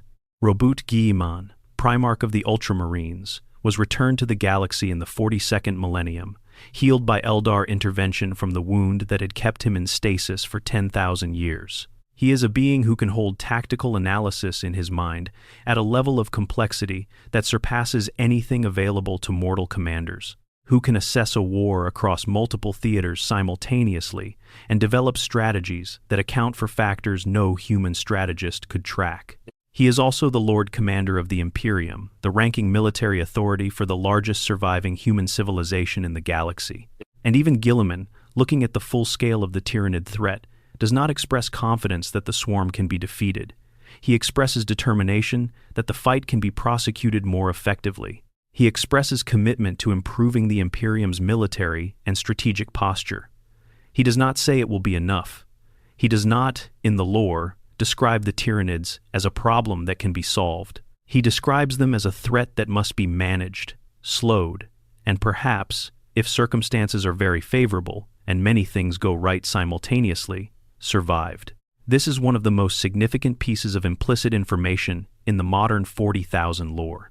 Guilliman, who spent 10,000 years unconscious while the Imperium fought both tyrannic wars without him, returned to find the galaxy more deeply threatened by the swarm than it was when he last drew breath. He has access to strategic analyses that mortal commanders cannot produce. He has the political authority to redirect resources in ways that were previously impossible. He has begun restructuring both the Adeptus Astartes through the Primaris Marines program and the broader Imperium's strategic posture through the Indomitus Crusade.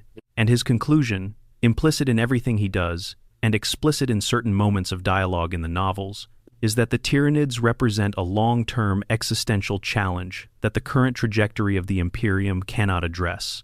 He is buying time. He is building capability. He is positioning the galaxy to survive long enough for a more decisive answer to become available. But he does not tell us, and the lore does not tell us, what that more decisive answer might be. The presence of a Primarch changes the scale of individual engagements significantly. Guilliman at Baal, during the Blood Angel's desperate last stand against Hive Fleet Leviathan, changed the outcome of that engagement in ways that mortal commanders could not have managed. But one being, however extraordinary, fighting in one location at one time, is not a solution to a threat that operates across multiple star systems simultaneously. The Tyranids are not defeated by champions. They are defeated, if they can be defeated, by strategies that change the fundamental mathematics of the confrontation. This is the gap that the lore returns to constantly, from every angle. The individual acts of heroism are real. They matter. They save lives and worlds, and provide the breathing room within which larger strategies can be developed. But the Tyranids, in their worst form, are not a problem that heroism solves. They are a problem of scale, of how many organisms the hive mind can field against how many defenders the galaxy can sustain, and whether the balance of that equation ever tips enough in the defender's favor that the swarm runs out of options. Guilliman knows this. The Silent King knows this. The Eldari have known it for longer than anyone.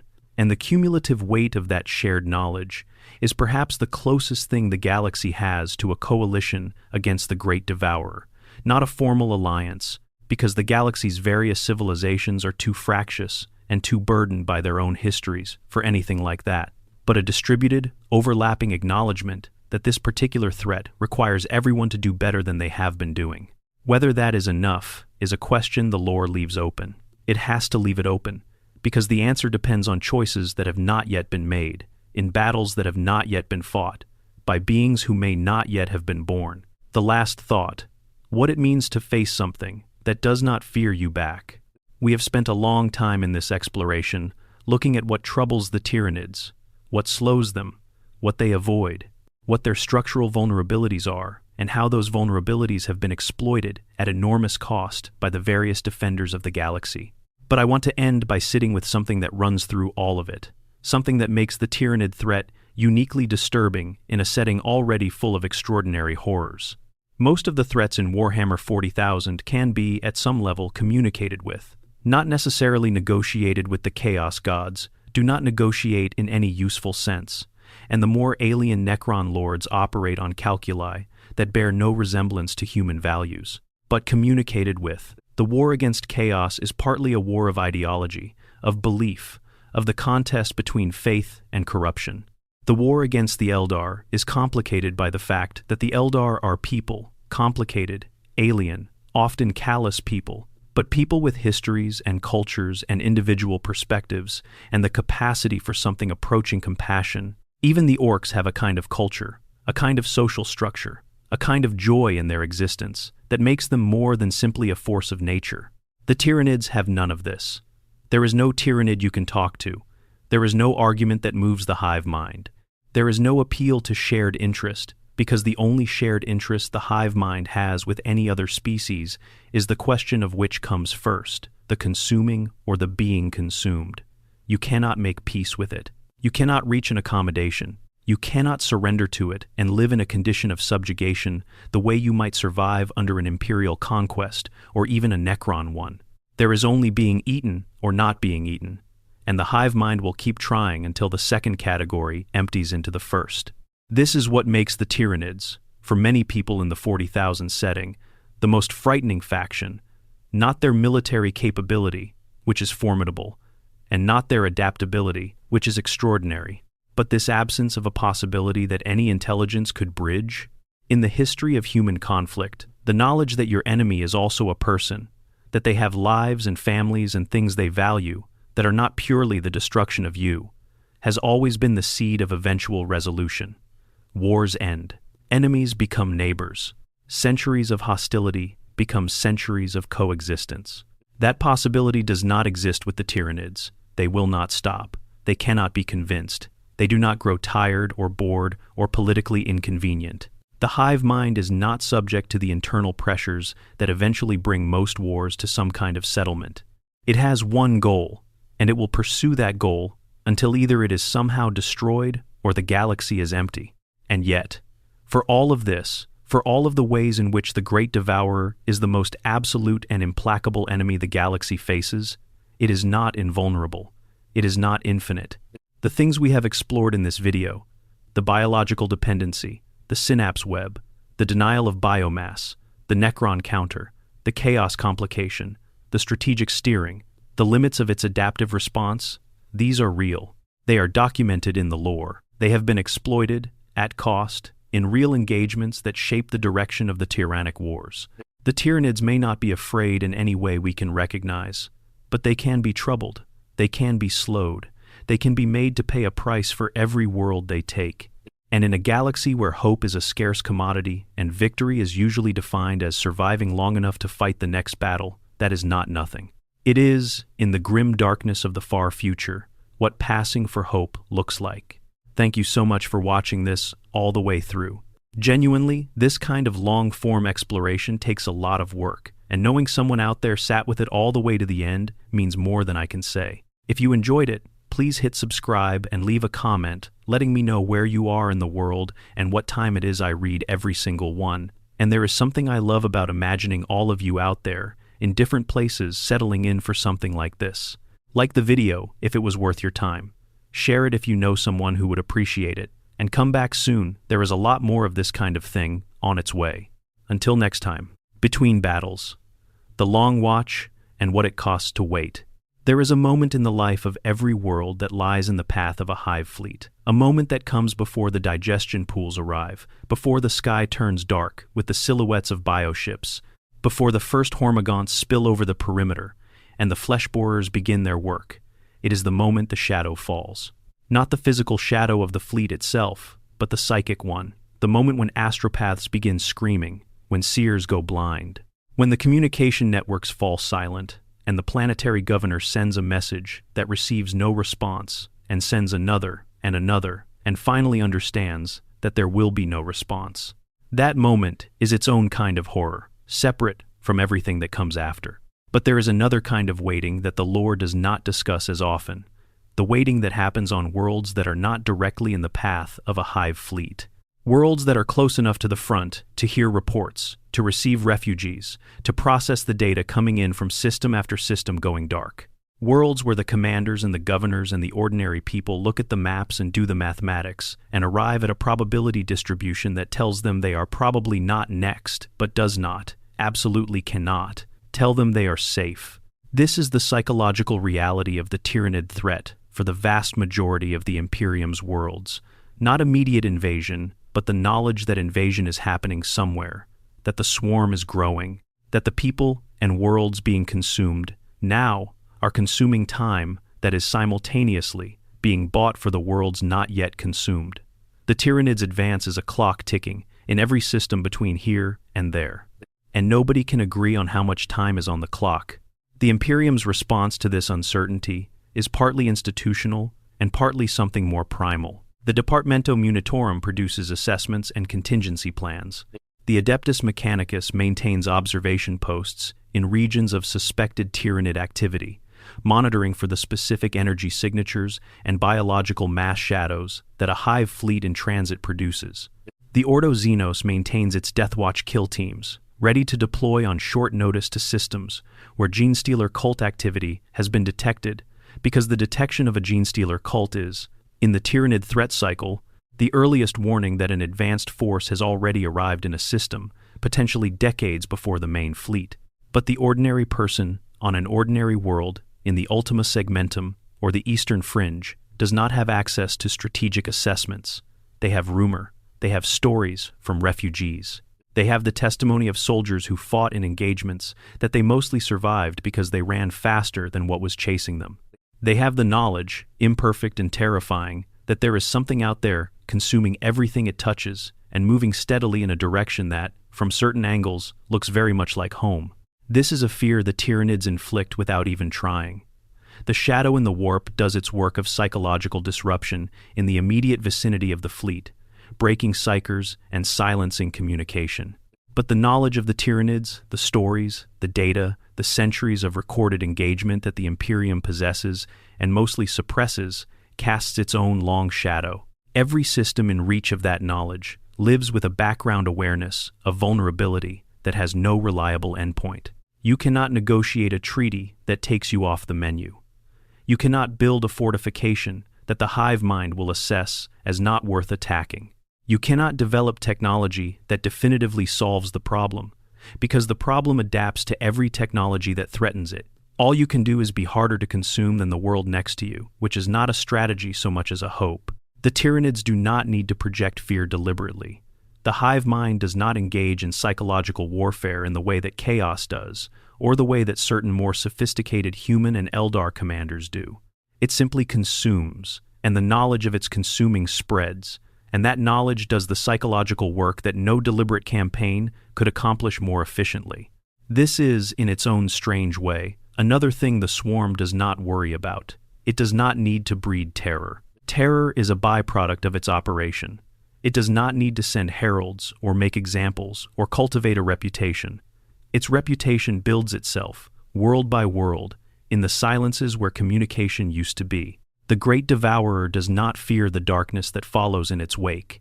It is the darkness. A final note on scale. The fleet beyond the fleet. Everything we have discussed, Behemoth, Kraken, Leviathan, the Octarius War, the Necron problem, the strategic vulnerabilities, the long-game calculations of the Eldari and the Silent King, all of this concerns the fraction of the Tyranid species that has actually entered the Milky Way. The fraction. The lore is careful not to specify exactly how large the hive fleets currently operating in our galaxy are relative to the total biomass of the Tyranid species. But it is equally careful to imply, through certain key pieces of dialogue and strategic assessment, from characters who have thought about the problem with enough clarity to understand it fully, that what has arrived so far is not everything. That the leading edge of the swarm is a tendril of something far larger, moving slowly through the intergalactic void, waiting for the signals from the advance forces to confirm that the target is worth the full commitment.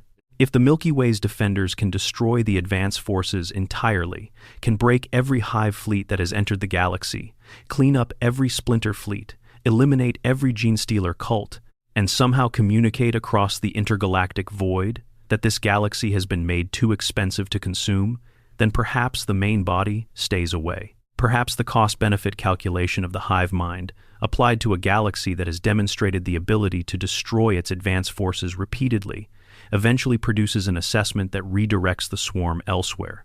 But this requires destroying forces that have already demonstrated the ability to threaten the survival of the most powerful civilizations in the galaxy. It requires doing this completely, without leaving enough survivors to serve as the biological foundation for regrowth. It requires doing this before the advance forces consume enough biomass to grow to a size where destroying them completely becomes impossible. And even if all of that is accomplished, even in the best possible scenario where the galaxy's defenders achieve something that no analysis of current capabilities suggests is achievable, the lore holds open the possibility that the main body comes anyway, that the hive mind does not make reassessments, that whatever drove it across the void between galaxies in the first place is a push from behind as much as a pull toward food, and that push does not stop because the food proves difficult. This is the scale at which the Tyranid threat operates, and this is why the question of what troubles the Tyranids matters so much. Not because the answers are comforting, they are not, but because understanding where the limits are, where the vulnerabilities lie, where the mathematics might break in the defender's favor even fractionally, that understanding is the only material available from which any realistic hope of survival can be constructed. In the grim darkness of the far future, that is the work, not victory, not triumph, not the clean resolution of a story with heroes who win and stay won. Just the ongoing, costly, imperfect, necessary work of surviving and understanding and preparing and fighting when the time comes, with everything that can be brought to bear. The Tyranids are afraid of nothing, but they can be troubled, and they can be slowed, and they can be made to pay. In a galaxy where hope comes in such small and hard-won denominations, that has to be enough to build on. The living weapons and their architects, Norn queens and the biology of fear. If we are speaking about what troubles the Tyranids, it would be incomplete to leave out the creature that is in some ways the most important in the entire swarm hierarchy, and the one whose elimination would cause the most catastrophic and lasting damage to any given hive fleet's operational capacity. The Norn Queen.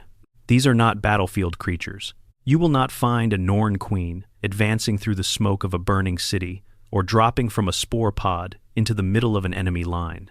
They reside deep within the largest bioships of the fleet, surrounded by layers of the most powerful warrior organisms available, insulated from the violence of the battles being fought in their name. They are biological production engines of almost incomprehensible sophistication, capable of generating new Tyranid organisms from the raw genetic material fed to them by the fleet's digestion pools, incorporating adaptation data from the hive mind, and producing new bioforms that address the specific tactical problems of the current campaign. The Norn Queen is, in the most meaningful operational sense, the factory from which the Tyranid army is assembled. Without it, the fleet cannot replenish its losses. Without it, the adaptation cycle, the process by which the hive mind's experiential learning is translated into new physical bioforms, is broken. A hive fleet that loses its Norn Queens can still fight with what it has. It can still consume, but it cannot grow. The organisms it fields become progressively older, less adapted to the current enemy, less capable of the rapid evolutionary responses that make the Tyranid threat so difficult to address with fixed tactical solutions. This makes the Norn Queen the highest value strategic target in any Tyranid engagement, and killing one is vastly more difficult than the tactical logic suggests it ought to be. The bioship carrying a Norn Queen is not simply a large target drifting through space. It is the most heavily defended object in the entire fleet, surrounded by layers of void-capable organisms specifically designed to intercept anything that approaches with hostile intent. Reaching the ship through the fleet is a near impossibility. Reaching the Norn Queen within the ship, through decks full of warrior organisms and biological countermeasures, in an environment specifically designed to be hostile to non-Tyranid life, this is the mission that has claimed more Deathwatch kill teams than almost any other category of operation. And yet the Deathwatch keeps trying, because the strategic payoff of success is enormous. A hive fleet that loses its Norn Queens is a hive fleet that is spending itself without replacement. Every warrior organism that falls is gone permanently. Every bioform that is destroyed is one fewer threat the defenders have to face, with no guarantee of replacement. The fleet becomes finite in the most concrete possible sense. Not the effectively infinite force it normally presents as, but a fixed pool of organisms burning down toward zero with every engagement. The hive mind knows this too, of course. It always knows what the most critical vulnerabilities are, and so the Norn Queens are protected with a thoroughness that borders on absolute. The forces required to penetrate those defenses are forces that are needed elsewhere. The price of attacking the Norn Queen is measured not just in the lives of the Deathwatch Marines attempting the mission, but in everything that those forces could have been doing instead. This is the strategic genius of the Tyranid defensive deployment. insofar as a system without deliberate strategic genius can exhibit genius. The most important targets are placed in positions where attacking them costs more than the attackers can typically afford to pay. The defenders are forced into a choice between protecting everything and being overwhelmed, or concentrating on the most critical threats and allowing the rest of the swarm to advance unopposed. Against most enemies, this dilemma can be addressed through sufficient force, enough defenders at every point, enough resources to address every threat simultaneously. Against the Tyranids, that ceiling does not exist. The swarm can always add more organisms. The defenders always run out of defenders first. Unless the Norn queens are taken out, then the ceiling reappears. Then the fleet has a limit. Then the mathematics begin, very slowly, to move in the defenders' favor. This is why the Deathwatch keeps paying the price of those missions, despite the casualty rates. Because the alternative is fighting a war that has no ceiling, and that is a war that cannot be won. The Norn Queen, protected as it is, remains the most reliable leverage point in the entire Tyranid structure, the place where a specific, costly, precisely executed action produces strategic returns that no amount of conventional fighting can match. And somewhere in the depths of its vast biological memory, the hive mind has computed this. It knows that the Norn Queen is the node its enemies most desperately want to reach. It protects accordingly. And the fact that it has to protect at all, that it cannot simply place its most critical assets in the open and trust to the swarm's overwhelming numbers to defend them, means that it is, at some level, accounting for a threat it cannot fully neutralize. That accounting is, in its own quiet way, a form of something very close to the thing the hive mind was designed never to feel.